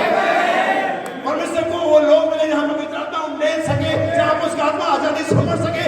और परमेश्वर के लोग को वो आत्मा मिलने का एक तरीका मिल गया, आजादी मिल गई, पापों की क्षमा मिल गई। वो दोनों के लिए है। पवित्र आत्मा देह में है, पवित्र आत्मा वचन में नहीं है। जिस दिन यीशु मसीह यरूशलेम की गलियों में चल और फिर रहा था, तमाम आशय कर्म कर रहा था, उड़ाना दे रहा था, डांट फट कर रहा था, उस दिन यीशु ने कहा तुम अपनी सांस में क्या ढूंढ रहे हो? तुमको लगता है उसमें जीवन मिलेगा? उसका जीवन इधर है, उधर खाली पन्ने पन्ने रह गए, उधर खाली रिटर्न वर्ड रह गया। उसका जीवन इधर है। नबी कहता आज वही जीवन, वही पवित्र आत्मा, वही एटीट्यूड, वही कैरेक्टर, वही आशय कर्म जो बाइबल के पन्नों में लिखे हुए थे, पवित्र आत्मा के बपतिस्मे के द्वारा देहों में आ गए। आप पवित्र आत्मा का मंदिर हो, वो घर जिसमें यीशु रहने से। हालेलुया, आमीन। क्या मैं आधा घंटा और दूं? पवित्र आत्मा देह में है और परमेश्वर के वचन के हर एक वायदे को और हर एक आशय कर्म के लिए जीवता बना रहा है, और हर एक बात जिसकी प्रतिज्ञा करी गई थी वह यहाँ। यही यीशु ने कहा था जब क्वेश्चन किया गया था क्या तू मसीहा जो आने वाला है, तू ही हम किसी और की? यीशु ने जिसकी प्रतिज्ञा करी गई थी वो यहाँ है। उस गदगे की, उस गर्जनाओं के शब्द की, उस बेदारी की, उस महान प्रतिज्ञा की जिसकी प्रतिज्ञा करी गई है, इसके लिए मलाकी 4 में कहा था, अब वो यहाँ है। एक स्टोरी सुनाता हूँ कैसे यहाँ पर है। भाई कैजर का नाम आप लोगों ने सुना होगा, मूसा की मूर्ति बनाई, छोड़ो उसके बारे में दूसरी कहानी सुना दो उसकी। आमीन। माइक कैजरो अब मार्केट से ऐसे जैसे जो इसका शहर बाजार में जा रहा था और पत्थर की जो दुकान थी, यहाँ पर से लोग मूर्तिकार अपनी मूर्ति को खरीदने, बड़े बड़े पत्थर के सिरापट को खरीदते थे। वहाँ पर से वो हमेशा जाता था और एक बहुत ही मोटा और भद्दा सा और बेडौल सा जो सिरापट था, पत्थर की बहुत बड़ी खंड था, वहाँ पर रखा हुआ था। वो अजीब कई तरह के रंग उसमें थे, कहीं से गड्ढा कहीं से ऊंचा, और वो कई महीनों सालों से देख रहा था, उसको कोई खरीद नहीं रहा था। कोई किसी मूर्तिकार की उसमें इच्छा नहीं थी, जाहिर इंटरेस्ट नहीं था। और एक दिन वो दुकान के मालिक के पास गया, उन्होंने कहा श्रीमान के ये शिलाखंड कोई खरीदने के तैयार नहीं है। नहीं भाई साहब, इसमें कुछ है ही नहीं, कोई मूर्तिकार समझ ही नहीं पा रहा क्या बनेगा कैसे बनेगा। अच्छा, दुकानदार ने कहा अगर आप इसे ले जा सकते हैं मैं आपको फ्री में दे दूं। ये तो बस हमारी दुकान की जगह घेर रहा है, आप अगर इसे ले जा सकते हैं आप फ्री में ले जाइए। माइकल एंजल का बहुत अच्छी बात रही और वो ले गया, और लगभग 2 साल के बाद वो दुकानदार के पास आया। देखा श्रीमान क्या आप शाम को एक कप चाय पीने तो मेरे घर आए, मैं आपको कुछ दिखाना चाहता हूँ। और वो दुकानदार उसके घर पे शाम को गया, और जैसे उसके घर के अंदर में हाथ में प्रवेश किया, उसने देखा एक बड़ी शानदार स्टैचू, और वो मूर्ति इस प्रकार की थी कि यीशु मसीह जब सलीब पर मर गया था तो मरियम उसे सलीब से उतार रही थी। आप अगर यूट्यूब में इमेजेस में जाकर के माइकल एंजल की मूर्ति को इमेजेस में जाकर गूगल में सर्च करेंगे, आपको इमेज मिलेंगे। हाँ, वो चाय पीना तो भूल गया, अंदर जाना तो भूल गया। और माइकल ये तुमने बनाया? यस सर, ये मैंने बनाया। वो ये तो बहुत ही शानदार स्टैचू है, तुमने इसे कब बनाया? तुमने वो पत्थर को खरीदा नहीं मुझसे, सिर्फ इसको बनाने मुझसे? उन्होंने कहा हाँ बिल्कुल, मैंने वो पत्थर खरीदा नहीं तुमसे, लेकिन तुमने इसे यही फ्री में दे दिया था। हालेलुया। और बस मैंने इस पर 2 साल काम किए। मैंने उन फालतू के चीजों को, फालतू के रंग को, फालतू के ऊंचाई को, फालतू के गहराई को काट दिया। मेरे पास एक छेनी हथौड़ा था और मैं लगातार इस पर काम करता चला गया। बाइबल कहती है अंश अंश करके, day by day, little bye little, अंश करके। नबी कहता है वो बस छेनी हथौड़े को सही जगह पर मारता गया, फालतू की चीजों को हटाता गया, और वो मूर्ति वहीं पर थी, वो मरियम वहीं पर थी, वो यीशु वहीं मूर्ति के अंदर था, उसी पत्थर में था। वो झूठ को दे, वो हमारी आत्मा को देखो में, लोग आज बैठे हुए हैं, लोग यहाँ बैठे हुए, बहुत जरूरत है आत्मा के हथौड़े की, और इस चले चाप चोरी व्यभिचार झूठ और तमन्ना करने से काटे और छाटे और परमेश्वर के पुत्र और पुत्रियां आपको दिखाई देने लगे। यहाँ पर अभी एक महान कारीगर की नजर आनी है। दुनिया के नजर में आप व्यभिचारी हैं, दुनिया के नजर में आप पियक्कड़ हैं, दुनिया के झटकी और बमुकाने वाले और यहाँ वहाँ घूमने वाले आपको, लेकिन इस समझ उनको ले लिए जो छोड़े हुए थे, ठुकराए हुए थे,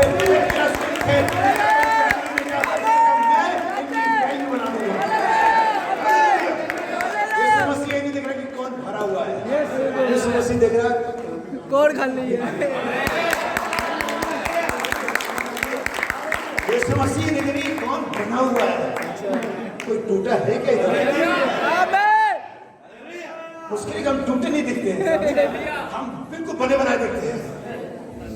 कुछ काम ही नहीं कर सकता तुम्हारे लिए, अगर हम टूटे हो तो कुछ काम कर सकते हैं। इसे नबी के आज जरूरत है कि पवित्र आत्मा आपको ले। स्पोकन वॉइस और बोला वचनी मूल बीज है, पैराग्राफ नंबर 181, पहला शब्द नबी से कहता है हालेलुया, हालेलुया। कभी कभी हम आदमी बोर होते हैं, जैसे एक भाई ने पंजाब में कहानी सुनाई थी, एक व्यक्ति को हालेलुया बोलने की आदत थी। कितने लोगों ने कहानी सुनी कभी? हमें वो हर बार प्रचार के 3 शब्द बोलता था, 14 शब्द हालेलुया, और बड़ा अच्छा प्रचारक था। संस्था के पादरी कहते हो अच्छा प्रचारक है, लेकिन हमारे यहाँ तो हालेलुया बोलते नहीं है। फिर वैसे कैसे बोला? फिर उसने डील किया, उन्होंने कहा पास्टर जी अगर हमारे चर्च में प्रचार करेंगे 1 जोड़ी जूते मिलेंगे, लेकिन अगर आप हालेलुया नहीं बोलेंगे। उसने कहा यार 1 जोड़ी जूते में जरूरत तो है, 1 मिनट की बात है, कुछ मिनट्स की बात नहीं बोलेंगे। गया प्रचार करते एक पॉइंट आएगा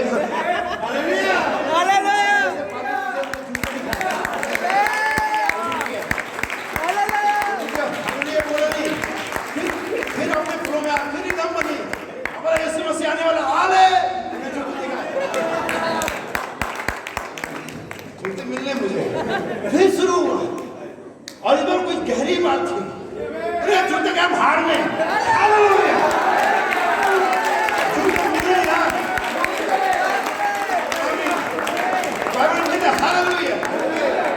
Can you see कि आप देख सकते हैं द वर्ड टेक फ्लैश,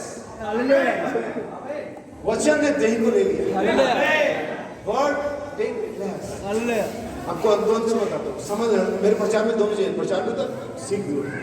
पुराने में जो शब्द फ्लैश आता था तो पर मीट, उसका मतलब मीट से होता था, गोश्त से, पुराने में। लेकिन जब नए नियम में शब्द आता फ्लैश, उसका मतलब देह से, कामों से होता है। देह के काम तो प्रकट है। गलती 5 इंग्लिश में सही से अनुवाद पढ़ लेना, वो सभी को बता जो पढ़ सकते हैं। 99.99% जो यहाँ प्रेजेंट है फेल हो जाएगी। अगर आपने सही से उसकी मीनिंग पढ़ लिया और अपने आप को जांच लिया हमने, तो यहाँ बैठे 99% लोग फेल हो गए। हो सकता है कि 99% में एक ही नहीं, लेकिन हम कोशिश करेंगे कि उससे बचें। नबी कहता है the word take flesh, there you are, आप यहाँ पर हैं। God is going to have a church, परमेश्वर के पास एक ऐसी कलीसिया होने जा रही है जो नए जन्म, जो वचन से नया जन्म पाई हुई होगी। Because it's the living word of God, क्योंकि यह परमेश्वर का जीवित वचन है। कौन सा वचन ये? और वो आप में। अब मैं चाहूंगा कि आप अगर इस बेस को समझ गए कि चिन्ह क्या है, उसको किसने परिचय दिया और कौन क्वेश्चन मार्क में गया, तो हम किस स्थान पर, तब हम मोहरों के टोकने पर आ सकते हैं। क्या हम वहां पर पहुंचे ताकि हम समापन कर सके इसके? कोई भी भाई इसके बाद बाइबल पढ़ने तक पहुंचे थे, आप फिर से मेरे साथ थोड़ी देर के कनेक्ट होना और ध्यान से समझना, थोड़ी देर के चलना फिरना बंद कर देना, क्योंकि यही वो समय मोमेंट होता है जब परमेश्वर आपसे कुछ कह सकता है। हमें प्रकाशित तक पहुंचे थे, उसकी पहली ऐसी ध्यान समझना। ये प्रकाशित वाक्य अगर आप देखेंगे तो जितनी 7 मोहरें हैं, ये मोहरों के नीचे हमेशा लोग होते हैं। मोहरों के नीचे हमेशा लोग होते हैं। इवन जो बाइबल में 4थी मोहर में कहते हैं परमेश्वर एलिया के सामने एक मोहर खोली और कहा यहाँ आ, मेरे पास और लोग हैं जिनकी बात कहीं होने नहीं टिके, और 7,000 लोग थे। आमीन। अगर मोहरों को देखेंगे तो पहली मोहर के नीचे सफेद घोड़ा है, दूसरी मोहर के नीचे लाल घोड़ा है, तीसरी मोहर के नीचे काला घोड़ा है, चौथी मोहर के नीचे पीला सा घोड़ा है, और 5वीं मोहर के नीचे वेदी के नीचे के प्राण है, 6ठी मोहर में और महाविपत्ति में पाए जाने वाले लोग। लेकिन जब 7वीं मोहर खोली तो क्या यहाँ पर लोग नहीं होने चाहिए थे? और हमें उन्हीं लोगों के बारे में दो बारे में जानना है। मोहरे जब खुले, मोहर नहीं, मोहरे, इसलिए कोई ना कि 6 खुली और 1 बंद है। तो इस पुस्तक को तो इस पुस्तक को लेने और इसकी सारी 7 मोहरों को तोड़ने के लिए गॉड इज एबल। आमीन। सुनिए, ध्यान सुनिएगा। यहाँ पर आपने कई बार इस प्रकार से आपको पढ़ा और सुना, प्रचार किया होगा, लेकिन आइए एक बार फिर से सुनिए। और जो सिंहासन पर बैठा था, मैंने उसके दाहिने हाथ में एक पुस्तक देखी। ध्यान दीजिए, लिखा हुआ जो सिंहासन पर बैठा था, ये व्यक्ति बैठा हुआ है। जब कोई व्यक्ति खड़ा होता है, उसका होता है उसकी नियत या उसका जो एक तरह से संदर्भ होता वाला होता है, लेकिन जब व्यक्ति बैठा होता है उसका संदर्भ अलग होता है। ध्यान से अगर आप बाइबल को पढ़ते हैं तो यीशु मसीह जब अपने लोगों में शिक्षा देता था, सीखे बताता था, दृष्टांतों क्या बताता था, तो बैठ कर रहता था। ठीक ऐसे सब भोजन खाते समय टेबल टॉकिंग करते, डाइनिंग टेबल बैठ जाते और फैमिली की बातें करते, गहरी और जरूरी बातें। लेकिन जब चिल्लाते हैं, जब लड़ाई झगड़ा करते हैं, खड़े होते हैं, या जब उलाना देते हैं, जैसे टीचर खड़े होकर के, कभी सुना हमने टीचर बैठ कर सुनिए, आप सुनिए यहाँ पर क्या लिखा। सिंहासन बैठा था, उसके दाहिने हाथ में एक पुस्तक देखी। किसके हाथ में? जो स्वर्ग में सिंहासन बैठा है, सिंहासन में स्वर्ग में एक ही व्यक्ति बैठ सकता है, जो परमेश्वर है, और कोई और नहीं। स्वर्ग में एक ही सिंहासन है, उस सिंहासन में एक ही व्यक्ति बैठा है, सिंहासन पर 2 व्यक्ति नहीं बैठ सकते। और यही वजह कि परमेश्वर कभी ऐसे जीवन में राज्य नहीं कर सकते जहां पर 2 इच्छाएं चलती हैं। आप 2 नाव में एक साथ नहीं सफर कर सकते, या 2 विचारों से एक साथ आगे। इसलिए हमने कहा अवश्य अगर वो यहाँ है तो मैं घंटा जाऊंगा, वो आप दोनों एक साथ नहीं पढ़ सकते। और यही वजह कि हम बहुतेरे मसीह की जगह परमेश्वर पढ़ नहीं पाता, क्योंकि वो भी पढ़ना चाहता और हम भी पढ़ना चाहते, और ये नहीं हो पाएगा। सुनिए, जो भीतर और बाहर लिखी हुई थी। आप पहली बात इस किताब पर ध्यान दीजिए। आपको आज इस किताब की एक गुण बात बताता हूँ। ये किताब मोहरों की किताब है, और ये कई बार खुलती है और कई बार बंद होती है। अगर ये प्रकाशित वाक्य में दिखाई देती है जब सिंहासन पर बैठे हुए व्यक्ति के हाथ में बंद है, लेकिन जैसे मेमना आता है ये क्या हो जाती है, खुल जाती है। और जैसे ही प्रकाशित वाक्य 10 में मेमना सिंह बन करके आता है तब तक तो खुली हुई है, लेकिन जैसे ही गजरों में शब्द दिए फिर बंद हो जाते हैं। इस पर मुहर कर दे। लेकिन जैसे ही अंतिम दूत सारी बातों को कलीसिया को रिवील कर देता, प्रकाशित 22:9 में तो कहता है इस वेश्या की पुस्तक को बंद मत, या आखिर में फिर खुल जाए। अब आप कौन से वाली स्थिति और समय में ही आप अगर तो आप सोच रहे कि गजराया हुई कोई नहीं आता, लिखा नहीं है, तो आप ये बंद है।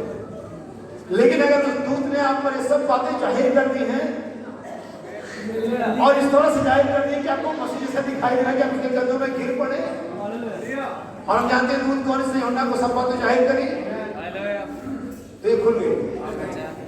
तो इस किताब की इस निरंतरता को देखिएगा और आगे बढ़ते सुनिए। और वे 7 मोहर लगाकर बंद की गई। और कितनी मोहर?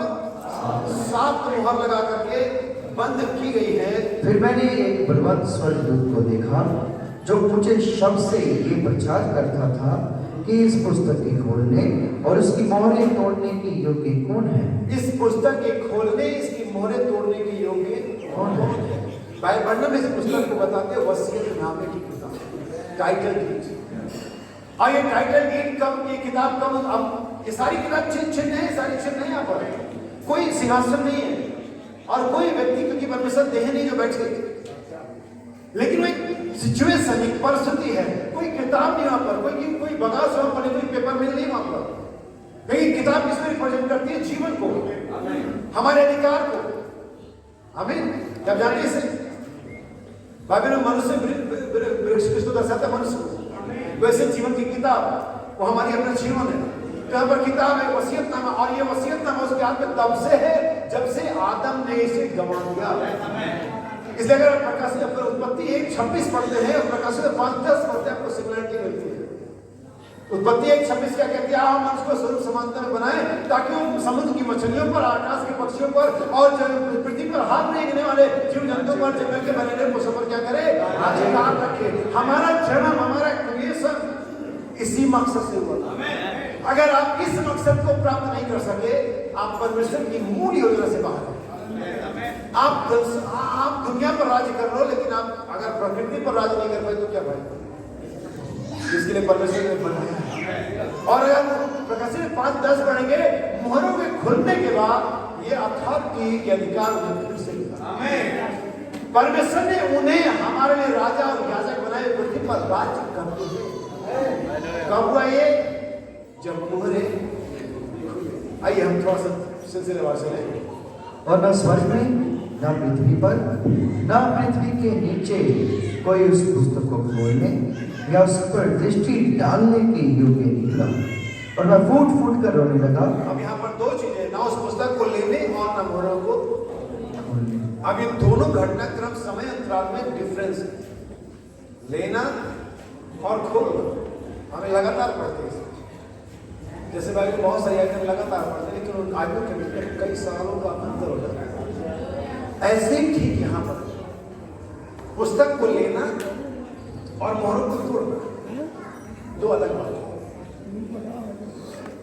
यीशु मसीह 3 बार आता है, सभी लोग जानते हैं। 3 आत्मा है उसके, 3 तरह से आता है, 3 नाम में आता है, 3 समय में आता है। लेकिन जो आज का संदेश है उसके हिसाब से समझाता है। एक बार यीशु मसीह हमारा छुटकारा करने आता है, एक बार यीशु मसीह जिसका छुटकारा किया है उन पर दावा करने आता है। ये मेरे लोग हैं, शैतान के बंधन को ढीला करने के लिए। जब पहली बार आए तो हम सबका छुटकारा किया उसने, जो हम प्रेसिडेंट थे वो भी, जो कभी भविष्य में पैदा हुए उन सभी का। क्योंकि यीशु मसीह बार-बार तो कुर्बान नहीं हुआ, बार-बार तो लहू नहीं बहाए, एक ही बार लहू बहा के बाइबल कहती है कि पति में अनंत छुटकारा दिया। तो पहली बार कैसे किस लिए आया? छुटकारा करने आया। लेकिन दूसरी बार आता है, पवित्र आत्मा के रूप में आता है, तो अपने छुड़ाए हुए लोगों पर दावा करने के लिए आता है, ये मेरे लोग हैं। और इसी पवित्र आत्मा ने यही कहा, मुझे तब किया कि आपको संदेश मिला। उसने आप पर दावा किया, और जहां भी संस्था में गंदगी में पाप में विश्वास में थे, वहां से वो क्या किया? छुटकारा किया। और यदि पवित्र आत्मा की सामर्थ्य आपको यानी छुटकारा पाए लोगों को यहाँ से लेकर के चली जाएगी। यदि पहली बार छुटकारा करने आता है, दूसरी बार छुटकारा के उनका दावा करने आता है, और तीसरी बार छुटकारा पाए के साथ। क्या ठीक है? सुनिए आगे। और मैं फूट फूट कर रोने लगा। क्यों? क्या हो गया? उसको रोने की क्या जरूरत है? उसका क्या संपत्ति रखी किसी ने? क्योंकि उस पुस्तक के खोलने उसको उस पुस्तक के खुलने से क्या संबंध था? यूहन्ना का क्या चला गया पर्सनली? यूहन्ना बचाया नहीं गया था क्या तब तक? ये बचा हुआ यूहन्ना भाई, प्रकाशित के यीशु इसके लिए कुर्बानी दे चुका है। यीशु के सीने पे सर के सो चुका है। यीशु मसीह का सबसे दिव्य रूप प्रकाशित के गधे में देख चुका है। ये बहुत बढ़िया जगह, बहुत बढ़िया स्थान पर से, लेकिन फिर भी किताब तो ऐसा किताब उसके साथ कुछ जैसे संबंध रखते हैं, जिसके ना खुलने से फिर रोने लगा। और आज इस किताब के बारे में बात करते लोग हंसते हैं, रोते नहीं, आलोचना करते हैं, सोचते ये पता नहीं लोग कहाँ किताब के बारे में काम करते हैं। अगर ये नहीं खुली तो आपके लिए बहुत मुश्किल होगी। और जब उसने पाया कि ना जमीन पर, ना जमीन के नीचे, ना आसमानों में कोई योग नहीं निकला, फूट फूट करके रोने लगा। क्योंकि ये ऐसा सिचुएशन, तो मान लीजिए कि कोई चीज जो आपकी आप जानते हैं आपके, फिर भी आप दावा नहीं कर सकते, क्योंकि आपके पास कोई लीगल अथॉरिटी नहीं है। हिलवाइबलम कहते हैं इस मसीह ने हमें हमारे रिटेंटिव राइट्स दिए हैं, हमारे पास लीगल अधिकार है कि हम अपने वस्तुओं पर दावा कर सकें। यीशु बहुत सारी चीजों के लिए मरा। इब्रानियों के पति बताती है जहां पर वाचा बांधा जाता है, वहां पर वाचा बांधने वाले के मृत्यु को समझ लेना भी जरूरी है, क्योंकि ऐसी वाचा बांधने वाले के मरने के बाद पक्की होती है। आपके दादा ने आपको वसीयत दी, आपके पापा ने आपको वसीयत दी, समझ दो फैक्ट्री इधर है, 1 करोड़ उधर है, और इतने सोने के गहने उस लॉकर में, और ये सब मेरे मरने का तुम्हारा, और तुम एक ही बात जान कर दो इसके मरने का। लेकिन प्रभु का धन्यवाद, गुड न्यूज वो मर चुका है, और जैसे मर चुका है, बल्कि मालूम से रिटेंटिव राइट छुड़ाए के अधिकार किसके हैं? मोहरों के टूटने से ना सिर्फ आनंद मिला, ना सिर्फ छोटा गाना मिला, ना सिर्फ ज्ञान मिला, लेकिन हमें हमारा अधिकार भी मिला। चंगाई हमारी है, छुटकारा हमारा है, पवित्रता हमारा है, हमारे जीवन हमारा है, हमारे बच्चों का, हमारी पत्नी का उद्धार हमारा है। ये मोहरे टूट गई है, जो कुछ हमें चाहिए वो हमारा है।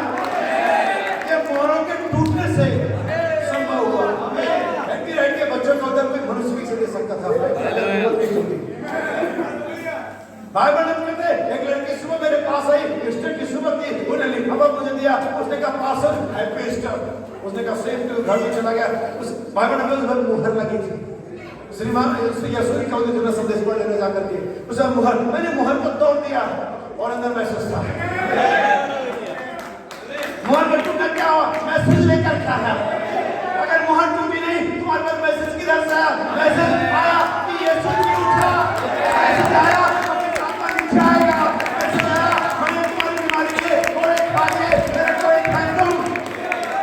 ये सब मोहरों के टूटने से हुआ, इसलिए हमना रो रहा था, पेपर के लिए रो रहा था, उस अथॉरिटी डीड टाइटल डीड के लिए रो रहा था, उसके हाथ में होनी चाहिए। हमें मैं दिखाता हूं पर हाथ में, सुनिए। तब उन प्राचीनों में से एक ने मुझसे कहा, मत रो, देख यहूदा के गोत्र का वैसी, यहूदा के गोत्र का वसीय मत रो। पहली बात कहता है अभी रोने का जो टाइम ओवर हो गया। आमीन। सुनिए अभी देखिए, जब तक वो मोहरें खुली नहीं थी तब तक स्वर्ग का माहौल क्या था? रोना, बोझ, बड़े उदासी में सब चल रहा, क्योंकि मोहरें।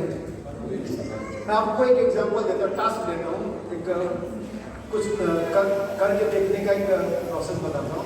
उन कलीसियाओं में जाओ जहाँ पर ये प्रचार किया जाता है कि मोहरें नहीं, और उन कलीसियाओं में जाओ जहाँ पर ये प्रचार की मोहरें खुली, और दोनों का माहौल देखो।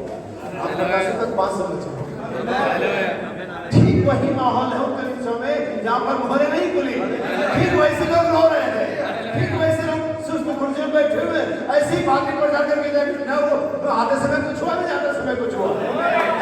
लेकिन उस कलीसिया में जाओ जहाँ पर प्रचार की मोहरें खुल गई है, तुम आते ही रो रहे हो, प्रार्थना है वहाँ पर, तुम आत्मा से बाहर करके जाओगे, अपने जीवन के बदलाव के साथ जाओगे, क्योंकि मोहरें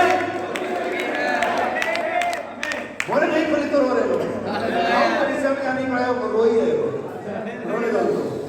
लेकिन आप हमारा नहीं तो क्योंकि मेमने का ब्याह और उसके दूसरे में खुद अपने आप को तैयार कर आगे सुनिए जल्दी नहीं करते हैं। उस पुस्तक को खोलने और उसकी सातों मोहरें तोड़ने के लिए जयवंत हुआ है, और मैंने उस सिंहासन और चारों प्राणियों और उन प्राचीनों के बीच में मानो एक बंद किया हुआ मेमना खड़ा देखा। बोला कौन जयवंत हुआ है? सिंह। लेकिन जब उसे आपसे कोई कहा जाए कि आगे देखो बच के जाना, आगे सिंह है, तो आप ऐसे थोड़ी होगा कि मेमना मिलेगा। आपको तो दहशत रहेगी, आपके तो पैर काम करेंगे, आपकी तो हार्ट बीट बढ़ी रहेगी, सिंह मिलेगा। लेकिन ये होना जब मुड़ा तो सिंह नहीं मिला उसे, ये ना मिला। लेकिन जानते आश्चर्य की बात यह है कि आश्चर्य की बात है कि यूहन्ना आश्चर्यचकित नहीं हुआ। हालेलुया। आश्चर्य की बात है कि यूहन्ना आश्चर्यचकित नहीं हुआ। क्यों नहीं हुआ? क्योंकि वो यीशु को मेमने और सिंह दोनों रूप में देख रहा है। जब वो यीशु के साथ था उसने मेमने वाला रूप देखा था, लेकिन जब प्रकाशित 5 में पहुंचा उसने उसके सिंह वाले रूप को भी देखा और जानता था ये मेमना और सिंह कोई और नहीं, लेकिन ये मेरा प्रभु है जिससे मैं प्रेम करता हूँ, जो मुझसे प्रेम करता है। हालेलुया। मोहरों को तोड़ने के लिए, उस अंधकार के व्यक्ति के हाथ से किताब को लेने के लिए, आपके रही छुड़ाने के लिए वो सिंह मेमना बना, वो मरा ताकि आपकी रिडेम्पटिव राइट्स आपको वापस करे, आपको अधिकार पत्र वापस करे, आपकी जायदाद वापस करे। इसलिए वो मेमना बना, मरा। मोहरों के टूटने से में प्रकाश से नहीं रिलीज हुआ, मोहरों के टूटने से में अधिकार रिलीज हुआ। और अगर आपके पास अधिकार नहीं है, मुझे दोपहर में कहने देना, आपके लिए मोहरें नहीं टूटती। आप अधिकार को प्रदर्शित करके दिखाते हैं, मुहरे टूटती हैं। आप दिखाते आपका मैसेज है, आपका किसी व्यक्ति का मैसेज नहीं है, आपका किसी पार्टी का मैसेज नहीं है, आपका महाराजा का संदेश है। हालेलुया। आमीन। मत रहो, यहूदा के गोत्र का वो सिंह जो दाऊद का मूल है, जयवंत हुआ है। एक मिस आपको अधिकार दिलाने उसको लड़ाई लड़नी पड़ी, उसे झगड़ा करना पड़ा, उसे फाइट करना पड़ा और वो जयवंत हुआ। गुड न्यूज़ क्या, वो जयवंत हुआ, हार नहीं गया। और क्या आगे सुनिए। उसने आकर उसके दाहिने हाथ से जो सिंहासन पर बैठा था वे पुस्तक ले ली, और जब उसने पुस्तक ले ली तो वे चारों प्राणी और 24 प्राचीन उस मेमने के सामने गिर पड़े। एक बात बता दो कि 24 प्राचीन और चारों प्राणी दो परमेश्वर में बिलीव करते हैं, तो फिर अभी तक जो परमेश्वर के सामने नतमस्तक हो रहे थे, मेमने के सामने कैसे हो गए? इनको किस दिन परमेश्वर वाले ने बेवकूफ बना दिया? क्या ये संभव है 24 प्राचीन और चारों प्राणियों को कोई प्रियता का पात्री बेवकूफ बना देता कि मेमने के सामने झुक गए, जिन्हें परमेश्वर के अलावा किसी के सामने झुकने की आदत नहीं थी? कुछ तो हुआ, कुछ तो हुआ, कुछ तो हम पर रूपांतर हुआ, कुछ तो इनमार्क हुआ, कुछ तो परिवर्तन हो गया, कुछ तो बात उनके समझ में आ गई। उन्होंने कहा ये मसीहा कोई और नहीं, ये तो हमारा परमेश्वर ही था जो नीचे क्या हुआ था। ये वो वचन था जो उस मरियम की उस गर्भ से जन्मे यीशु की दही में रहा और ये वापस दही बन गया। ये बोले कि पुराने नियम में पवित्र आत्मा को होली स्पिरिट कहा गया और नए नियम में होली घोष कहा गया। अब जानते घोष का मतलब क्या होता है? घोष का मतलब भूत, एक ऐसी आत्मा जो कभी किसी दही में लगी हो।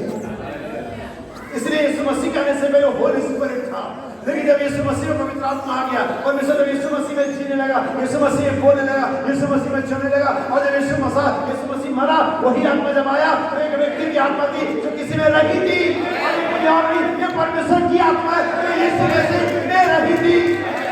आप में परमेश्वर की आत्मा है, परमेश्वर का पुत्र नहीं है जो आत्मा के चलाए चलते आए, एक ही आत्मा है, एक ही प्रभु है, एक ही देह है, एक ही बपतिस्मा है। हम सबके बुलाए जाने से एक ही आशा है।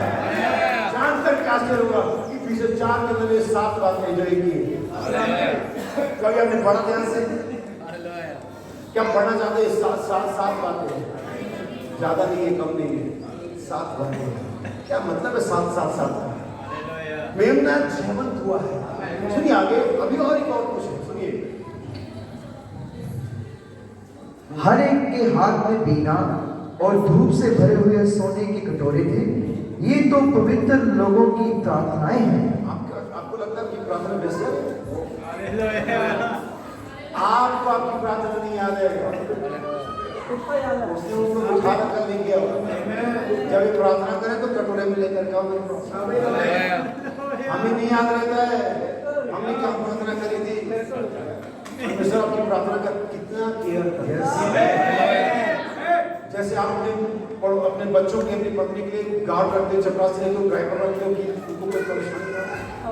परमेश्वर इतने बड़े बड़े लोगों को आपकी प्रार्थना में पहुंचाते हैं। जब भी प्रार्थना करो तो विश्वास हो, रिलायबल पर्सन, एक अथॉरिटी वाला, ईमानदार, परमेश्वर से अपॉइंट लेके वहां पर लेकर के जाते हैं। आपकी प्रार्थनाएं मामूली नहीं है। परमेश्वर इसके बारे में चिंता करता है। कभी भी अपनी प्रार्थना पर संदेह मत करो, पर विश्वास करो जो तुमने मांगा है मिल जाएगा। आगे सुनिए। और वे ये नया गीत गाने लगे। हाँ, जब मोहरे टूटी तो नया गीत आया। और ये वजह कि बहुत सारी कलीसिया नई चीज सुनते हो क्योंकि बिलीव करते मोहरे टूट गई है। वरना आप जाओ पुरानी कलीसिया में वही पुराना स्थान में गाना गा रहे हैं। आया है पता नहीं कब आया कब हमको नहीं, हमको सब पता नहीं। तो इस पुस्तक के लेने, इस पुस्तक को लेने और इसकी मोहरें खोलने के योग्य है। उसने पुस्तक को लिया और उसके मोहरों को थोड़े से फर्क है। उसने पुस्तक तभी ली जब कलवरी पर कुर्बान हो, लेकिन समय दर समय आप पर एक टूट इस समय जिस युग में आप सुनिए आगे। क्योंकि तूने बद होकर अपने लहू से अर्थात तो जीवन से जो परमेश्वर का है, हर कुल, हर भाषा, हर लोग और जाति में से परमेश्वर के लिए लोगों को मोल लिया है। किसके लिए? कलीसिया के लिए, समाज के लिए, नए धर्म के लिए। आप किसके लिए काम कर रहे हो आपको बता देंगे कि आप यीशु के लहू से खरीदेंगे। और अगर तो आप कलीसिया के लिए भी काम कर रहे हो ना, यीशु का लहू आपके लिए नहीं, क्योंकि उसने अपने लहू से परमेश्वर के लिए है। अगर आप परमेश्वर के अलावा किसी भी और के लिए काम कर रहे हो, जी रहे हो, बोल रहे हो, जो भी कर रहे हो, आप उसके लिए, क्योंकि उसने अपने लहू से परमेश्वर के लिए, कलीसियाओं के लिए नहीं, समाज के लिए नहीं, धर्म के लिए नहीं, मम्मी और पापा, पति और पत्नी के लिए नहीं, बच्चों और माँ बाप के लिए नहीं, परमेश्वर के लिए। हाँ, और उन्हें हमारे परमेश्वर के लिए एक राज्य और जाजक बनाया, और वे पृथ्वी पर राज्य करते हैं। जैसे मोहरों के टूटने के बाद जब मोहरें टूट गई तो उसने आपको आपकी वास्तविक संपत्ति रिटर्न कर दी। ये रही आपकी संपत्ति। नबी कहता संदेश समय आपके लिए पढ़ता अब्राहम एक नाम संदेश अब्राहम। नबी कहता है यीशु मसीह जिस चीज के लिए मरा, आज दोपहर में, आज इस शाम को, जो भी आपका समय, जब भी आपके बात एहसास हो जाते हैं, आप दावा कर सकते हैं। आप शैतान के कंधे पर हाथ मार सकते हैं, नहीं ये मेरा है, ये आराधना, ये चंगाई, ये पवित्र आत्मा, ये छुटकारा, ये मेरा है। मोहरें टूटी हैं, ये रहा कागज, ये रही वसीयत, रहा ये मेरा है। मुझे बताइए किसने कोड़े खाए? चंगाई के लिए। चंगाई आपकी रिलेटिव राइट है, आधिकारिक तौर से छुड़ाएगा अधिकार है, परमेश्वर आपके लिए छुड़ाया। कैंसर आपको पकड़ करके नहीं रख सकता। आमीन। नबी कहता है यीशु ने किसने कोड़े खाए ताकि आप चंगे हो जाए। यीशु मसीह ने सारी यीशु मसीह के जीवन समय क्या मिला? धार्मिकता। यीशु मसीह के ऊपर चढ़े समय क्या मिला?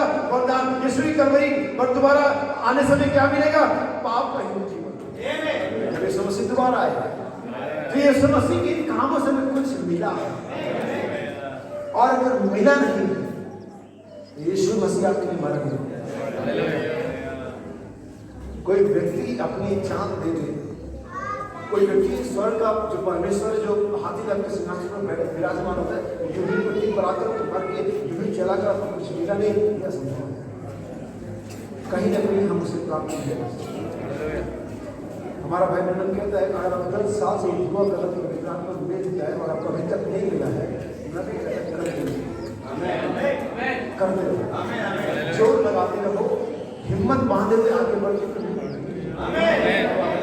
सो कहता जब उसने मोहरें ली, बाइबल बताती स्वर्ग में, पृथ्वी पर और पृथ्वी के नीचे हर जगह का जो माहौल था सडनली चेंज हो गया। यूहन्ना कहता है प्रकाशित किताब में, और मैंने जो कुछ स्वर्ग में है, जो कुछ पृथ्वी पर है और जो कुछ पृथ्वी के नीचे, मैंने सबको एक कहते हुए सुना, जो मौजूद सिंहासन बैठा है और मेमने की जैसे किताब का हाथ चेंज हो गया, बदल गया, वैसे माहौल भी बदल गया। जैसे कि मोहरे बंद की तो माहौल और था, लेकिन मोहरे टूटी माहौल और था। कहाँ माहौल बदला? हर जगह। हमारे परिवार में, हमारी कई समय क्यों नहीं बदल रहा है? क्योंकि कहीं ना कहीं हम ऐसा बिलीव करते कि मोहरे टूटी, लेकिन मोहर का टूटना निकाल का वापस आना, मोहर का टूटना फिर चंगाई को मिल जाना है, मोहर का टूटना पवित्र आत्मा का मिल जाना है। आपके लिए आयत पढ़ूंगा, बस मैं समाप्त करूंगा, क्या आप थोड़ी देर मेरे साथ सहन करेंगे? इफिसियों की पत्री पहला अध्याय 13 वचन, बस 5 मिनट, इससे ज्यादा नहीं। मैं आपको कुछ दिखाना चाहता हूँ। हालेलुया।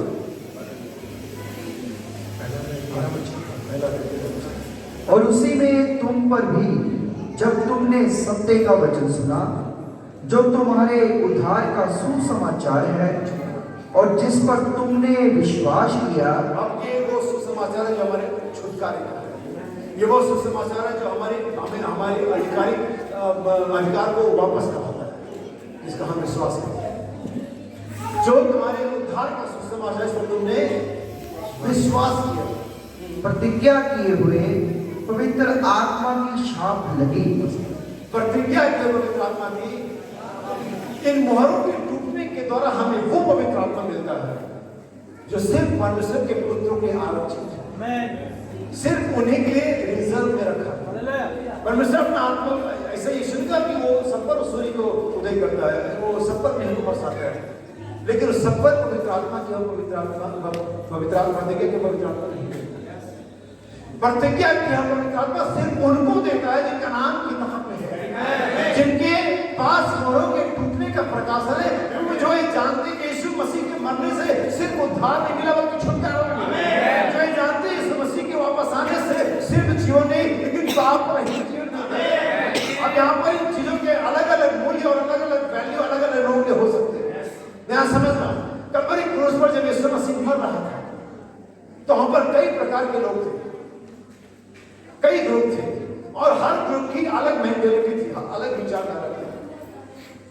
मैं मुख्य रूप से 2 लोगों की मेंटेलिटी यहाँ पर दिखाऊंगा।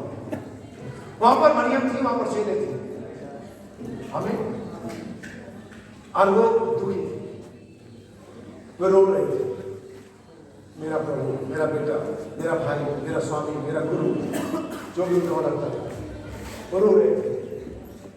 किस वजह से रो रहे थे? क्योंकि यीशु कल्वरी पर मर रहा था, एक दर्दनाक, एक ऐसी मौत जिसके लिए हम कहेंगे कि परमेश्वर ने दुश्मनों को मिला।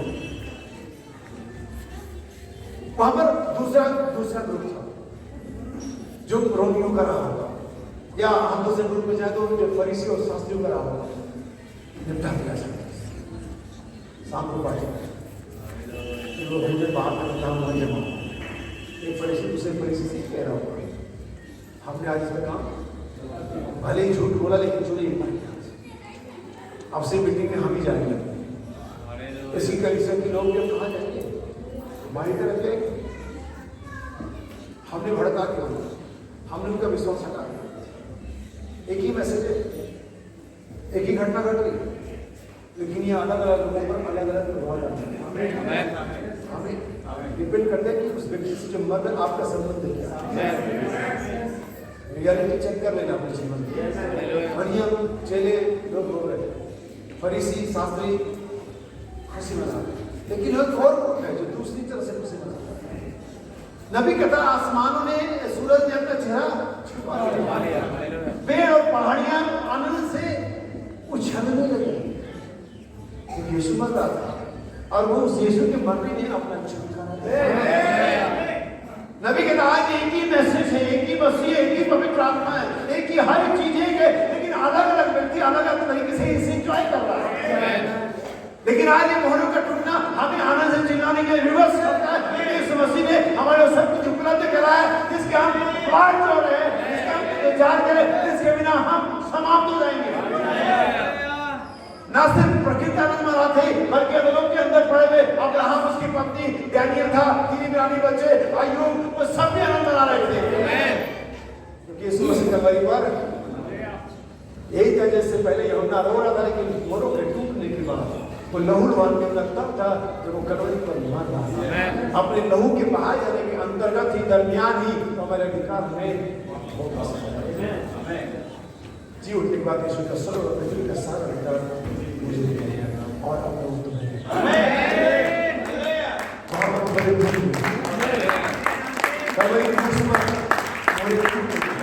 उसके बाद जिसे हम रोमन मोहर कहते हैं, जो यीशु मसीह की कब्र में लगाई गई रोमन सील, यीशु मसीह ने उसे तोड़ दिया। ना सिर्फ रोमन सील तोड़ दिया, लेकिन मृत्यु का सील भी तोड़ दिया, आपका सील भी तोड़ दिया, बीमारी का सील भी तोड़ दिया।